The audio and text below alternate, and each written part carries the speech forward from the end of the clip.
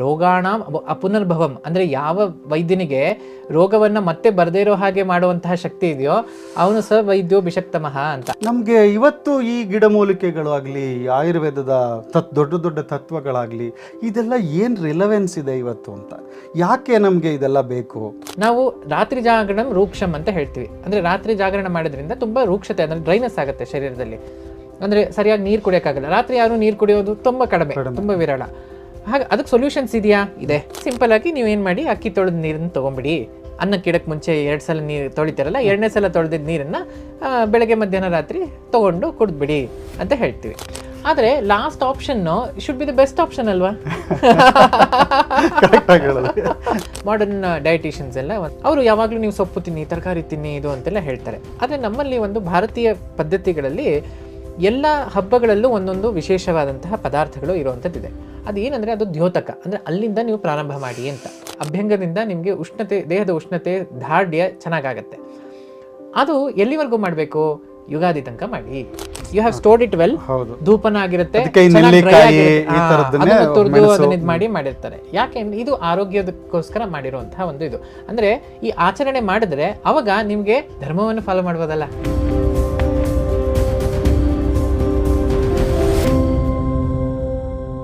Vedic wellness YouTube ಚಾನಲ್ಗೆ ನಿಮ್ಮೆಲ್ಲರಿಗೂ ಸ್ವಾಗತ.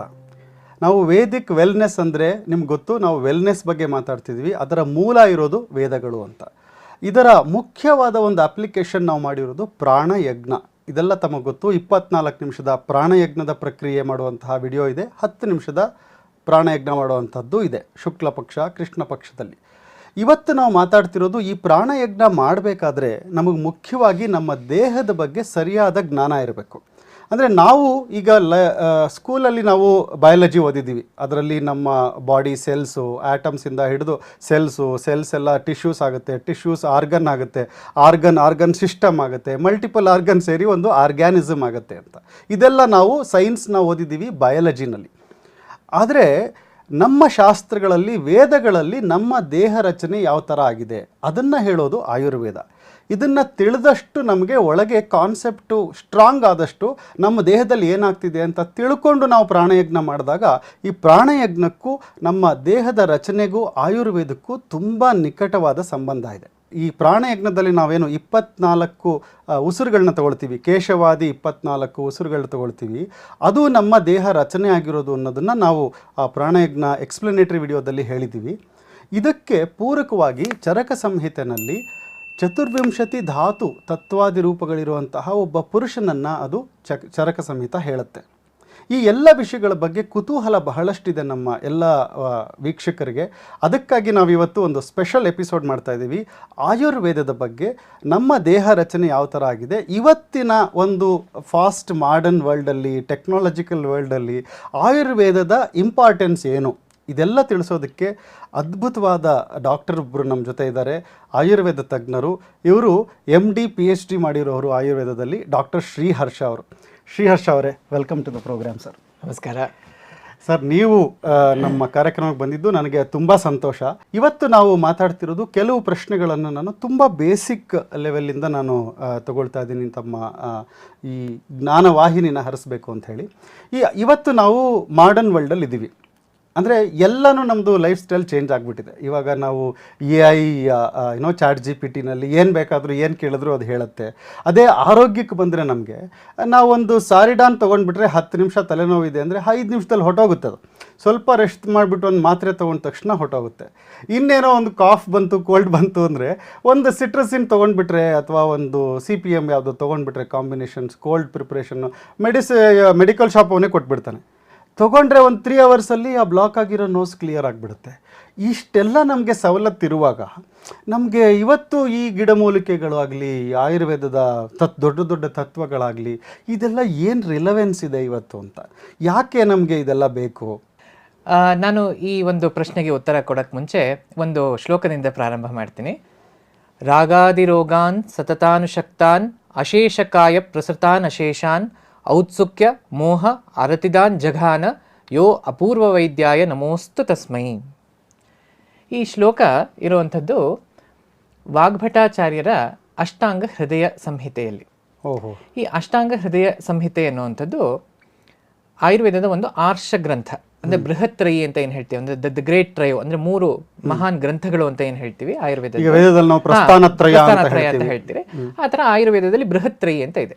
ಚರಕ ಸಂಹಿತೆ, ಸುಶ್ರುತ ಸಂಹಿತ ಹಾಗೂ ಈ ವಾಗ್ಭಟರ ಸಂಹಿತೆ. ಅಂದ್ರೆ ಅದರಲ್ಲಿ 2 ಇದೆ, ಅಷ್ಟಾಂಗ ಸಂಗ್ರಹ ಮತ್ತು ಅಷ್ಟಾಂಗ ಹೃದಯ. ಅಷ್ಟಾಂಗ ಹೃದಯ ಸ್ವಲ್ಪ ಹತ್ತಿರ ನಮಗೆ, ಅಂದ್ರೆ ಶತಮಾನಗಳನ್ನು ನೋಡಿದ್ರೆ 6ನೇ ಶತಮಾನದ ಒಂದು ಗ್ರಂಥ. ಹಾಗಾಗಿ ಈ ವಾಗ್ಭಟಾಚಾರ್ಯ ಹೇಳೋದು ಮೊದಲನೇ ಶ್ಲೋಕ ಇದು, ರಾಗಾದಿ ರೋಗಾನ್, ರಾಗ ಆದಿ ರೋಗಗಳು. ರಾಗ ಆದಿ ರೋಗ ಅಂದ್ರೆ ಏನು? ರಾಗ ಅಂದ್ರೆ ಡಿಸೈರ್ಸ್.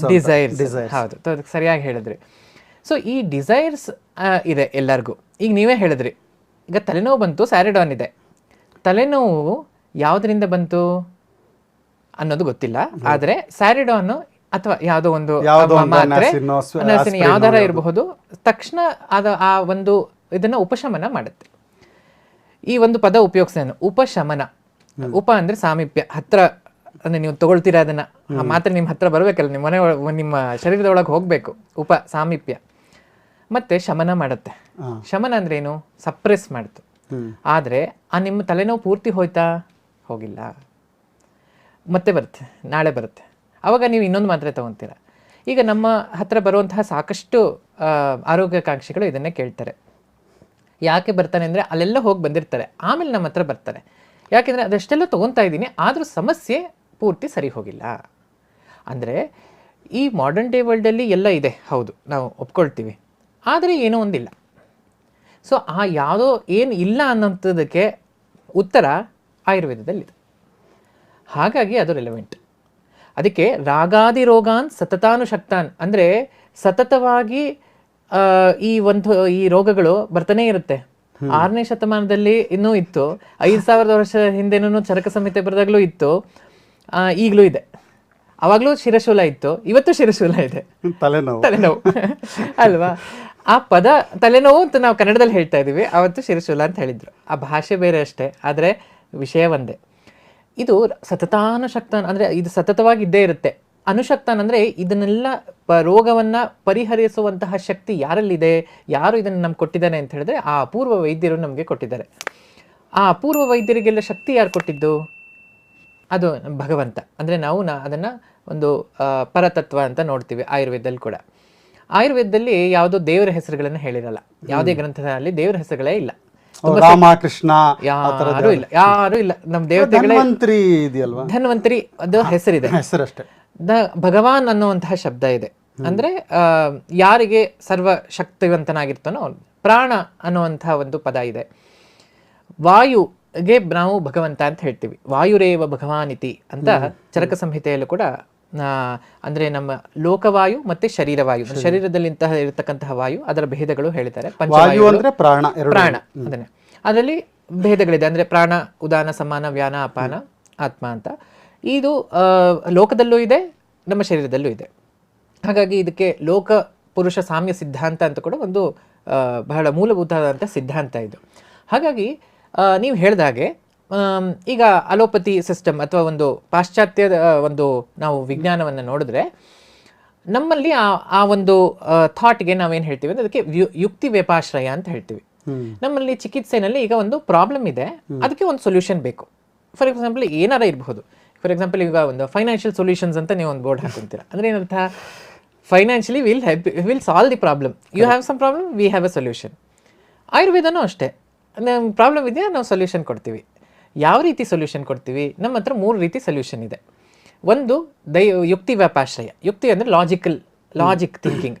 ಅಂದರೆ ಲಾಜಿಕಲ್ ಆಗಿ ನಾವು ಈ ರೀತಿಯಾದ, ಈಗ ಫಾರ್ ಎಕ್ಸಾಂಪಲ್ ಉಷ್ಣದಿಂದ ಏನೋ ಒಂದು ರೋಗ ಬಂದಿದೆ, ಅದಕ್ಕೆ ನಾವು ಮತ್ತೆ ಉಷ್ಣನೆ ಮಾಡಿದ್ರೆ ಜಾಸ್ತಿ ಆಗುತ್ತೆ. ಹಾಗಾಗಿ ಅದರ ಆಪೋಸಿಟ್ ಮಾಡ್ತೀವಿ, ಆಯಿತಾ? ಅದಕ್ಕೆ ಸಾಮಾನ್ಯ ವಿಶೇಷ ಸಿದ್ಧಾಂತ ಅಂತ ಹೇಳ್ತೀವಿ. ಅಂದರೆ ಸಾಮಾನ್ಯವಾಗಿರೋದು ಬದಲು ವಿಶೇಷವಾಗಿರೋದನ್ನು ಕೊಟ್ಟರೆ ಅವಾಗ ಅದು ಶಮನ ಆಗುತ್ತೆ ಅಂತ. ಸೊ ಈ ಸಿದ್ಧಾಂತದ ಮೇಲೆ ಮಾಡುವಂಥದ್ದು ಯುಕ್ತಿ ವ್ಯಾಪಾಶ, ಅಂದರೆ ಲಾಜಿಕ್ ಯೂಸ್ ಮಾಡಿ ಮಾಡುವಂಥದ್ದು. ಇನ್ನೊಂದು ಸತ್ವ ಅವಜಯ. ಸತ್ವ ಅಂದರೆ ಮನಸ್ಸು. ಈ ಮನಸ್ಸಿನ ಒಂದು ಏನು ವ್ಯಾಪ್ತಿ ಇದೆ, ತುಂಬ ದೊಡ್ಡದು. ಅಂದರೆ ಅದು ಶರೀರದ ಒಳಗೂ ಇದೆ, ಶರೀರದ ಹೊರಗಿರುವಂತಹ ಪದಾರ್ಥಗಳಿಗೂ ಸಂಬಂಧಪಟ್ಟಿದೆ. ಅಂದರೆ ನೀವೇನೋ ಒಂದು ನೋಡ್ತೀರಾ, ಈಗ ಒಂದು ಹಾರರ್ ಫಿಲ್ಮ್ ನೋಡ್ತೀರಾ, ಒಂದು ಮಗುಗೆ ಭಯ ಆಗುತ್ತೆ ಅಲ್ವಾ? ಸೊ ಇದು ಹೊರಗಡೆಯಿಂದ ಬಂದಿದ್ದು. ಸೊ ಹೊರಗಡೆದೂ ಇರುತ್ತೆ, ಒಳಗಡೆಯಿಂದನೂ ಬರುತ್ತೆ. ಇನ್ನೊಂದು ದೈವ ವ್ಯಪಾಶ್ರಯ ಚಿಕಿತ್ಸಾ ಅಂತ ಕೂಡ ನಮ್ಮಲ್ಲಿದೆ. ಈ ಅಂದರೆ ಸೊಲ್ಯೂಷನ್ ಕೊಡಬೇಕಾ. ದೈವ ವ್ಯಪಾಶ್ರಯ ಅಂದರೆ ನಮಗೆ ತಿಳಿದೇ ಇರುವಂತಹದ್ದು, ಅದಕ್ಕೆ ದೈವ ಅಂತ ಹೇಳ್ತೀವಿ. ಈ ದೈವ ಅನ್ನೋ ಶಬ್ದ ಅನ್ನೋನ್ ಕಾಸ್, ಈ ಥರ ಅನ್ನೋನ್ ಕಾಸ್ ಇರೋಂತಹ ಎಷ್ಟೊಂದಿದೆ. ಈಗ ಫಾರ್ ಎಕ್ಸಾಂಪಲ್ ಒಂದಿದೆ PUO ಅಂತ ಮಾಡರ್ನ್ ಮೆಡಿಸಿನ್ ಅಲ್ಲೂ, ಅಂದ್ರೆ ಪೈರೆಕ್ಸಿಯಾ ಆಫ್ ಅನ್ನೋನ್ ಒರಿಜಿನ್ ಅಂತ. ಪೈರೆಕ್ಸಿಯಾ ಅಂದ್ರೆ ಜ್ವರ, ಅದನ್ನ PUO ಅಂತ ಬರ್ದ್ಬಿಡ್ತಾರೆ. ಅಂದ್ರೆ ಜ್ವರ ಯಾತಕ್ಕೆ ಬರಲಿಲ್ಲ ಅಂತ ಗೊತ್ತಿದ್ರೆ PUO ಅಂತ ಬರೀತಾರೆ. PUO ಅನ್ನೋದೇ ಒಂದು ಟರ್ಮ್, ಅದು ಆಕ್ಚುಲಿ ಅದೇ ಒಂದು ಡಿಸೀಸ್ ಅಂತ. ಅದೇನಂದ್ರೆ ಅನ್ನೋನ್ ಒರಿಜಿನ್, ಗೊತ್ತಿಲ್ಲ ಅಂತ ಹೇಳೋದಕ್ಕೆ ಒಂದು ಟರ್ಮ್ ಇಟ್ಕೊಂಡಿದ್ದಾರೆ. ಆದ್ರೆ ನಮ್ಮಲ್ಲಿ ಆ ಥರ ಗೊತ್ತಿಲ್ಲ ಅಂತ ಯಾವುದು ಹೇಳಲ್ಲ, ಎಲ್ಲದಕ್ಕೂ ಒಂದೊಂದು ಇದಿದೆ. ಆ ಥರ ಅಸಾಧ್ಯ ರೋಗಗಳಿಗೂ ಕಿಂಚಿತ್ ಚಿಕಿತ್ಸಾ ಪ್ರವರ್ತತೆ ಅಂತ, ಅಂದರೆ ಅಸಾಧ್ಯ ರೋಗಗಳು ಇರಬಹುದು, ಆದರೆ ಅದಕ್ಕೆ ಎಷ್ಟು ಅಸಾಧ್ಯವೋ ಅಷ್ಟು ನಾವು ಎಲ್ಲ ರೀತಿ ಪ್ರಯತ್ನಗಳನ್ನು ಮಾಡಬಹುದು. ಅದಕ್ಕೆ ತಸ್ಮಾತ್ ಬಹುಶ್ರುತಃ ಅಂತ ಹೇಳ್ತೀವಿ. ಅಂದರೆ ನಮಗೆ ಆಯುರ್ವೇದ ಓದೋರಿಗೆ ಬರೀ ಆಯುರ್ವೇದ ಓದಿದ್ರೆ ಸಾಕಾಗಲ್ಲ. ಅದಕ್ಕೆ ಹೇಳ್ತಾರೆ ಏಕಂ ಶಾಸ್ತ್ರಂ ಅಧಿಯಾನೋ ನ ವಿದ್ಯಾಶಾಸ್ತ್ರ ನಿಶ್ಚಯಂ. ಅಂದರೆ ಒಂದೇ ಶಾಸ್ತ್ರನ ಓದ್ಕೊಂಡು ನೀನು ಎಲ್ಲ ಮಾಡ್ತೀನಿ ಅಂತ ಹೇಳಕ್ಕೆ, ಅಥವಾ ಆ ಶಾಸ್ತ್ರವನ್ನೇ ನೀವು ಪ್ರಾಕ್ಟೀಸ್ ಮಾಡೋಕ್ಕಾಗಲ್ಲ, ಬೇರೆದು ಬೇಕು. ಯಾವ್ದು ಬೇಕು? ಜ್ಯೋತಿಷ ಬೇಕು, ಮಂತ್ರವಾದ ಬೇಕು, ಜೊತೆಗೆ ವಾಸ್ತುಶಾಸ್ತ್ರ ಗೊತ್ತಿರಬೇಕು, ನೀವು ಹೇಳಿದ ಹಾಗೆ ಸಂಸ್ಕೃತ ಗೊತ್ತಿರಬೇಕು. ಇದಕ್ಕೆಲ್ಲ ಬೇಸಿಕ್ ಲ್ಯಾಂಗ್ವೇಜ್ ಗೊತ್ತಿದ್ರೆ ತಾನೇ ಓದಕ್ಕಾಗೋದು. ಹಾಗಾಗಿ ಇವೆಲ್ಲವೂ ಪೂರಕ. ಹಾಗಾಗಿ ಯಾಕೆ ರಿಲೆವೆಂಟ್ ಅಂತ ಹೇಳಿದ್ರೆ ಆಯುರ್ವೇದ, ನಮ್ಮಲ್ಲಿ ಸಾಕಷ್ಟು ತೊಂದರೆಗಳಿದೆ. ಆ ತೊಂದರೆ ಎಲ್ಲ ಪ್ರಾಬ್ಲಮ್ಸ್ಗೂ ಒಂದೇ ಕಡೆಯಿಂದ ಸೊಲ್ಯೂಷನ್ ಬರುತ್ತೆ ಅನ್ನೋದು ನಾವು ಹೇಳೋಕ್ಕಾಗಲ್ಲ. ಹಾಗಾಗಿ ಆಯುರ್ವೇದದಲ್ಲಿ ಸಾಕಷ್ಟು ಸೊಲ್ಯೂಷನ್ ಇದೆ. ಹಾಗಾಗಿ ಇವತ್ತು ಈ ಒಂದು ವೇದಿಕೆ ಮೇಲೆ ನಾವು ಮಾತಾಡ್ತಾ ಇರೋದು ಅಲ್ವಾ. ನೀವು 3 ತರ ಅಂತ ಹೇಳಿದ್ರಲ್ಲ, ಒಂದು ಸಾಮಾನ್ಯ ವೈಶೇಷಿಕ ಅದೊಂದು ಹೇಳಿದ್ರಿ, ಎರಡನೇದು ಯಾವ್ದು ಹೇಳಿದ್ರಿ? ಎರಡನೇದು ಮೂರನೇದು ಅಂದ್ರೆ ನಾವು ಚಿಕಿತ್ಸೆ ರೀತಿಗಳಲ್ಲಿ ಇದು ಯುಕ್ತಿ ವ್ಯಪಾಶ್ರಯ, ಯುಕ್ತಿ ಅಂದ್ರೆ ಲಾಜಿಕಲ್ ಫಸ್ಟ್ ಒನ್ ಲಾಜಿಕ್. ಎರಡನೇದು ಸತ್ವಾವಜಯ, ಅಂದ್ರೆ ನಾವು ಮನಸ್ಸಿನ ಒಂದು ಆಗು ಹೋಗುಗಳ ಹೇಗಿದೆ ಅಂತ ನೋಡಿಕೊಂಡು ಅದನ್ನ ಸರಿ ಮಾಡುವಂಥದ್ದು. ಅಂದ್ರೆ ಅದಕ್ಕೆ ಧೀ ಧೈರ್ಯ ಆತ್ಮಾದಿ ವಿಜ್ಞಾನಂ ಮನೋ ದೋಷೌಷಧಂ ಪರಂ ಅಂತ ಹೇಳ್ತೀವಿ. ಅಂದ್ರೆ ಧೀ ಅಂದ್ರೆ ಈ ಶುಭಾಶುಭ ಕರ್ಮಗಳನ್ನ ವ್ಯತ್ಯಾಸ ಮಾಡುವಂಥದ್ದು, ಧೈರ್ಯ ಮತ್ತು ಆತ್ಮಾದಿ ವಿಜ್ಞಾನ. ಆತ್ಮಾದಿ ವಿಜ್ಞಾನದಲ್ಲಿ ಈ ವೇದಾಂತ ಬರುತ್ತೆ. ಇವೆಲ್ಲ ಇದನ್ನು ಓದಿದ್ರೆ ಮಾತ್ರ ನಮಗೆ ಮಾನಸಿಕ ರೋಗಗಳು ಸರಿ ಹೋಗೋದು, ಇಲ್ಲ ಅಂದ್ರೆ ನಮಗೆ ಮಾನಸಿಕ ರೋಗಗಳನ್ನು ಟ್ರೀಟ್ ಮಾಡಕ್ಕೆ ಆಗೋದಿಲ್ಲ. ಅದಕ್ಕೆ ನಮ್ಮ ಇದರಲ್ಲಿ ಸ್ಪೆಷಾಲಿಟಿ ಒಂದಿದೆ, ಮಾನಸ ರೋಗ ಅಂತ ಒಂದು ಸ್ಪೆಷಾಲಿಟಿ ಇದೆ, ಒಂದು ಡಿಪಾರ್ಟ್ಮೆಂಟ್ ಆಯುರ್ವೇದದಲ್ಲಿ. ಇದು 3 ವರ್ಷ MD ಇದೆ. ಅದಕ್ಕೆ ಅದರಲ್ಲಿ ಓದೋದೇ ಮೊದಲನೇದಾಗಿ ಭಗವದ್ಗೀತೆ, ಅದೇ ಫಸ್ಟ್ ಸಿಲೆಬಸ್ ಪಾಯಿಂಟ್. ಯಾಕೆ ಅಂತ ಹೇಳಿದ್ರೆ ಭಗವದ್ಗೀತೆ ಭಾಗವತ, ನಮ್ಮ ಭಾಗವತ ಓದ್ದೇನೆ ನೀವು ಮಾನಸ ರೋಗ ಸ್ಪೆಷಲಿಸ್ಟ್ ಆಗಕ್ಕೆ ಸಾಧ್ಯ ಇಲ್ಲ. ಯಾಕೆಂದ್ರೆ ವೇದಾಂತ ಇಲ್ಲದೆ ಇದ್ರೆ ನೀವು ಎಲ್ಲಿಂದ ಚಿಕಿತ್ಸೆ ಮಾಡಕ್ಕೆ ಸಾಧ್ಯ? ಸತ್ವಾವಚಯ ಆಗದೆ ಅಲ್ಲಿಂದ. ಅದ ನಂತರ ಇರೋದು ದೈವ ವ್ಯಪಾಶ್ರಯ. ದೈವ ವ್ಯಪಾಶ್ರಯದಲ್ಲಿ ಬಲಿ, ಮಂಗಲ, ಹೋಮ, ಸ್ವಸ್ಥಯನ, ಪ್ರಾಯಶ್ಚಿತ್ತ, ಪ್ರಣಿಪಾತ ಗಮನ ಇವೆಲ್ಲ ಬರುತ್ತೆ. ಅಂದರೆ ನಾವು ದೇವಸ್ಥಾನಗಳಿಗೆ ಯಾಕೆ ಹೋಗ್ತೀವಿ, ಇಂಥ ದೇವಸ್ಥಾನಕ್ಕೆ ಯಾಕೆ ಹೋಗಬೇಕು, ನಮ್ಮ ಯಾವ ದೋಷ, ಮಾನಸಿಕ ದೋಷ ಅಥವಾ ಶಾರೀರಿಕ ದೋಷ ಯಾವ ರೀತಿ ಅದರಿಂದ ಪ್ರಶಮನ ಆಗುತ್ತೆ, ಇದೆಲ್ಲ ವಿಷಯಗಳು ಇದೆ. ಇದೆಲ್ಲ ಎಲ್ಲಿದೆ ಅಂದ್ರೆ ನೀವು ಒಂದು ಸೈಂಟಿಫಿಕ್ ಬೇಸ್ ಹೇಳ್ತಾ ಇದ್ರೆ ನನಗೆ ಕ್ಯೂರಿಯಾಸಿಟಿ ಕೇಳ್ತಾ ಇದ್ದೀನಿ. ಈಗ ನಾವು ದೇವಸ್ಥಾನಕ್ಕೆ ಹೋಗಿ ಒಳ್ಳೇದಾಗತ್ತೆ ಅನ್ನೋದು ಸುಮ್ಮನೆ ಜನರಲ್ ವರ್ಡ್ ಆಯ್ತು, ನೀವು ಇದೊಂದು ಟ್ರೀಟ್ಮೆಂಟ್ ಅಂತ ಹೇಳ್ತಾ ಇದ್ದೀರಾ. ಹೌದು, ಪ್ರಣಿಪಾತ ಗಮನ ಅಂತ ಹೇಳ್ತೀವಿ. ಪ್ರಣಿಪಾತ ಗಮನ ಅಂತ ಹೇಳಿದ್ರೆ ನೀವು ಗಮನ ಅಂದ್ರೆ ನೀವು ಹೋಗಬೇಕು ಒಂದು ಕಡೆ. ಹೇಗೆ ಹೋಗ್ಬೇಕು? ಅದಕ್ಕೆ ಮುಂಚೆ ಎಲ್ಲ ನಡ್ಕೊಂಡು ಹೋಗ್ಬೇಕು ಅಂತ ಪಾದಯಾತ್ರೆ ಈಗಲೂ ಮಾಡ್ತೀವಿ. ಯಾಕೆ ಪಾದಯಾತ್ರೆ ಮಾಡ್ತೀವಿ ಅಂದ್ರೆ ಆ ಎಫರ್ಟ್ ಇಂಪಾರ್ಟೆಂಟ್. ಈಗ ನಿಮ್ಗೆ ನೀವು ಹೇಳಿದ್ರೆ ತಿರುಪತಿ ಬೆಟ್ಟ ಹತ್ತಿದ್ರೆ ಒಂದು 4 hours 5 hours ಕಷ್ಟಪಟ್ಟು ಕೆಳಗಿಂದ ಹತ್ಕೊಂಡು ಹೋಗ್ತೀವಿ, ಆಗ ಆ ದೇವರದ್ದು ಮಹಿಮೆ ಜಾಸ್ತಿ ಅನ್ಸುತ್ತೆ. ನಾನು ಇದಕ್ಕೊಂದು ಉದಾಹರಣೆ ಕೊಡೋದಾದ್ರೆ, ಒಂದು ಪೇಷಂಟ್ ನನ್ನ ಹತ್ರ ಬಂದಿದ್ರು. ಅವ್ರಿಗೆ ತುಂಬ ಸಿವಿಯರ್ ಆಗಿ ಮೈಗ್ರೇನ್ ಇತ್ತು. She was around 42-year-old lady. ಅವರು ಹೇಳಿದ್ರು, ನನಗೆ ತುಂಬ ಒದ್ದಾಡ್ತಾ ಇದ್ದೀನಿ, ನನಗೆ ತುಂಬ ಕಷ್ಟ ಆಗ್ತಾ ಇದೆ, ಪ್ರತಿ 7 ದಿನಕ್ಕೊಮ್ಮೆ ನನಗೆ ತುಂಬ ತಲೆನೋವು ಬರುತ್ತೆ, ಅದರಿಂದ ಸಾಕಷ್ಟು ಪ್ರಾಬ್ಲಮ್ಸ್ ಇದೆ. ಅವ್ರ ಅತ್ತೆ ಮಾವನ ಜೊತೆಗೆ ಬಂದಿರೋ, ಅವ್ರ ಮುಂದೆನೇ ಹತ್ತರು ಅವರು, ನಮಗೆ ತಡೆಯೋಕೆ ಆಗ್ತಾ ಇಲ್ಲ, ನನಗೆ ಎಲ್ಲರೂ ಏನು ಅನ್ಕೊಂತಾರೆ ನಾನು ಸುಮ್ಮನೆ ಹೇಳ್ತಾ ಇದ್ದೀನಿ ಅಂತ. ಯಾಕಂದ್ರೆ ನೋವು ತೋರಿಸ್ಕೊಳಕ್ಕಾಗಲ್ಲ. ತಲೆನೋವು ಅಂತ ಹೇಳಿದ್ರೆ ಎಲ್ಲ ಯಾವಾಗಲೂ ತಲೆನೋವು ಅಂತ ಹೇಳ್ತಾರೆ. ಮೈಗ್ರೇನ್ ಎಷ್ಟು ಕಷ್ಟಪಡ್ತಾರೆ ಅಂದ್ರೆ ಅವ್ರಿಗೆ ಸ್ಕ್ರೀನ್ ನೋಡಕ್ಕಾಗಲ್ಲ, ಲೈಟ್ ಎಲ್ಲೂ ಇರಬಾರ್ದು, ಅವ್ರಿಗೆ ತುಂಬಾ ನೋವು ಅನುಭವಿಸ್ತಾರೆ. ಹೌದು, ಆ ರೀತಿ ಇತ್ತು. ನನಗೇನೋ ಅವತ್ತು ಹಾಗೆ ಅನಿಸ್ತು. ಯೂಶಲಿ ನಾವೇನು ಯುಕ್ತಿ ವ್ಯಾಪಾರ ಚಿಕಿತ್ಸೆನೇ ಫಸ್ಟ್ ಮಾಡೋದು. ಹೌದಾ, ಈ ಥರ ಇದೆಯಾ, ನಮ್ಮ ಹತ್ರ ಔಷಧಿ ಇದೆ, ನಾನು ಬರ್ಕೊಡ್ತೀನಿ ಅಂತ ಪ್ರಿಸ್ಕ್ರಿಪ್ಷನ್ ಬರಿತೀವಿ. ಆದರೆ ಅವತ್ತು ನನಗೆ ಅವರಲ್ಲಿ ಏನೋ ಒಂದು ಮಾನಸಿಕವಾದಂತಹ ಹಾಗೂ ದೈವ ವ್ಯಾಪಾಶ್ರಯದ ಚಿಕಿತ್ಸೆ ಬೇಕು ಅವ್ರಿಗೆ ಅಂತ ಅನಿಸ್ತು. ನಾನು ಸಿಂಪಲಾಗಿ ಒಂದೇ ಪ್ರಶ್ನೆ ಕೇಳಿದ್ದು, ನಿಮ್ಮ ಮನೆ ದೇವರು ಯಾವುದು ಅಂತ. ಇದು ನಮ್ಮದು ನಂಜುಂಡ ಸ್ವಾಮಿ ನಂಜನಗೂಡದು ಅಂತ ಹೇಳಿದ್ರು. ನೀವು ಎಷ್ಟು ವರ್ಷ ಆಯಿತು ಅಲ್ಲಿಗೆ ಹೋಗಿ ಅಂತ ಕೇಳಿದೆ. ಅದಕ್ಕೆ ಅವರು ಸಾಕಷ್ಟು ವರ್ಷ ಆಗಿತ್ತು, ಹೋಗೇ ಇಲ್ಲ, ಅಂದ್ಕೊಂಡಿದ್ವಿ ಹೋಗಬೇಕು ಅಂತ, ನಾನು ಹೋಗೇ ಇಲ್ಲ. ಸರಿ, ನೀವು ಯಾವ ಥರ ಒಂದಿನ ಸೋಮವಾರದ ದಿನ ಹೋಗ್ಬಿಟ್ಟು ಭಾನುವಾರ ಹೊರಡಿ ಸೋಮವಾರ ಅಲ್ಲಿ ರುದ್ರಾಭಿಷೇಕ ಮಾಡಿಸ್ಕೊಂಡು ಬನ್ನಿ ಅಂತ ಹೇಳಿದೆ. ಅವರು ನೆಕ್ಸ್ಟ್ ಒಂದು ತಿಂಗಳು ಬಿಟ್ಟು ಬಂದರು ಅವ್ರ ಅತ್ತೆ ಮಾವನ ಜೊತೆಗೆ. ಅವಾಗ ಹೇಳಿದ್ರು, ನನಗೆ ಏನಿಲ್ಲ, ನೀವು ಹೇಳಿದಂಗೆ ನಮ್ಗೆ ಏನೋ ನೀವು ಹೇಳಿದ್ರಿ ಕಾಕತಾಳೀಯ, ನಮ್ಗೆ ಹೋಗೋಕ್ಕಾಯ್ತು, ನನಗೆ ಇದುವರೆಗೂ ಏನು ಬಂದೇ ಇಲ್ಲ ಅಂತ, ತಲೆನೋವೇ ಬಂದಿಲ್ಲ ಅಂತ. ಅಂದರೆ ನಾವು ಶಾರೀರಿಕ ದೋಷ ಅಂತ ಹೇಳ್ತಾ ಇರ್ತೀವಿ, ಆದರೆ ಮೂಲ ಎಲ್ಲಿತ್ತು? ದೈವದಲ್ಲಿ. ಹಾಗಾಗಿ ಅದಕ್ಕೆ ನಾನು ಈ ಶ್ಲೋಕದಲ್ಲಿ ಹೇಳಿದೆ, ರಾಗಾದಿ ರೋಗಗಳು ಅಂದರೆ ಎಲ್ಲಿ ಮೂಲ ಇರುತ್ತೋ ಅಲ್ಲೇ ಹೊಡಿಬೇಕಲ್ವಾ. ಹಾಗಾಗಿ ಮುಳ್ಳಿಂದನೇ ತೆಗಿಬೇಕು ಅಂತ ಹೇಳ್ತಾರಲ್ಲ, ಆ ಥರ ಎಲ್ಲಿ ಆ ಮೂಲ ಇರುತ್ತೋ ಅಲ್ಲಿ ಉಪಶಮನ, ಅಂದರೆ ಅಂಡರ್ಲೈಯಿಂಗ್ ಕಾಸ್ ಅಂತ ಏನು ಹೇಳ್ತೀವಿ, ಅದನ್ನು ತೆಗೆದೇನೆ ನಾವೇನೂ ಮಾಡೋಕ್ಕಾಗೋದಿಲ್ಲ. ಹಾಗಾಗಿ it's always the problem is always tip of the iceberg ಅಂತ ಹೇಳ್ತೀವಲ್ಲ, ಆ ಥರ ಅದು ಕೆಳಗಡೆ ಇರುತ್ತೆ, ಮೂಲ ಏನೋ ಬೇರೆನೇ ಇರುತ್ತೆ. ನಮಗೆ ಅದರ ಚಿಂತನೆ ಇಲ್ಲದೆ ಇದ್ರೆ ಆ ವ್ಯಾಪ್ತಿ, ಆ ಪೂರ್ತಿ ವ್ಯಾಪ್ತಿ ಇದೆಯಲ್ಲ, ಅದು ಆಯುರ್ವೇದದಲ್ಲೇ ನಮಗೆ ಸಿಗುತ್ತೆ. ಸೊ ಜನರಲಿ ಸಾಮಾನ್ಯವಾಗಿ ಎಲ್ಲರೂ ಈ ಯುಕ್ತಿನೇ ಯೂಸ್ ಮಾಡ್ತಾರೆ. ಅಂದ್ರೆ ಯುಕ್ತಿ ವ್ಯಪಾಶ್ರಯ ಅಂತ ಒಂದು ಹೇಳಿದ್ರಿ, ಸತ್ವಾವಜಯ ಒಂದು ಹೇಳಿದ್ರಿ, ಇನ್ನೊಂದು ದೈವ ವ್ಯಪಾಶ್ರಯ ಹೇಳಿದ್ರಿ. ಸೊ ಈಗ ನೀವು ಹೇಳಿದ್ದು ಈ ಪೇಷಂಟ್ಗೆ ಗುಣ ಆಗಿದ್ದು ಆ ಲೇಡಿಗೆ ದೈವ ವ್ಯಪಾಶ್ರಯದಿಂದ, ಅವರು ಮನೆ ದೇವ್ರಿಗೆ ಹೋಗದೆ ಇದ್ದಿದ್ದು, ಅದೊಂದು ಎಲ್ಲೋ ಒಂದ್ ಕಡೆ ಬ್ಲಾಕ್ ಆಗಿ ಉಳಿದಿದ್ದು. ಆಮೇಲೆ ಅವ್ರಿಗೆ ಸಂತೋಷವಾಗಿದ್ದಾರೆ. ಈಗಾಗಲೇ 8 ವರ್ಷ ಆಯ್ತು ಅವರು ನನ್ನ ಹತ್ರ ಬಂದು. 2016 ಮೈಗ್ರೇನ್ ಬಂದೇ ಇಲ್ಲ. ಇನ್ನೊಂದು ಯುಕ್ತಿ ವ್ಯಪಾಶ್ರಯ ಚಿಕಿತ್ಸೆಗೆ ನಾನೊಂದು ಉದಾಹರಣೆ ಕೊಡ್ತೀನಿ. ಒಬ್ಬರು ನನ್ನ ಹತ್ರ ಬರ್ತಾ ಇದ್ರು, ಇದೇ ಥರ ಮೈಗ್ರೇನ್, ಒಂದು 2-3 ತಿಂಗಳು ಬಂದರು, ಔಷಧಿ ಕೊಡ್ತಾ ಇದ್ದೆ, ಏನೋ ಸ್ವಲ್ಪ ಸರಿ ಹೋಗ್ತಾ ಇತ್ತು, ಔಷಧಿ ತೊಗೊಂಡಾಗ ಸರಿ ಇರುತ್ತೆ ಡಾಕ್ಟ್ರೆ, ಮತ್ತೆ ಬರ್ತಾ ಇದೆ ಅಂತ ಹೇಳಿದ್ರು. ಸರಿ, ನಿಮ್ಮ ದಿನಚರಿ ಹೇಳಿ, ಏನೇನು ಮಾಡ್ತೀರಾ ಅಂತ.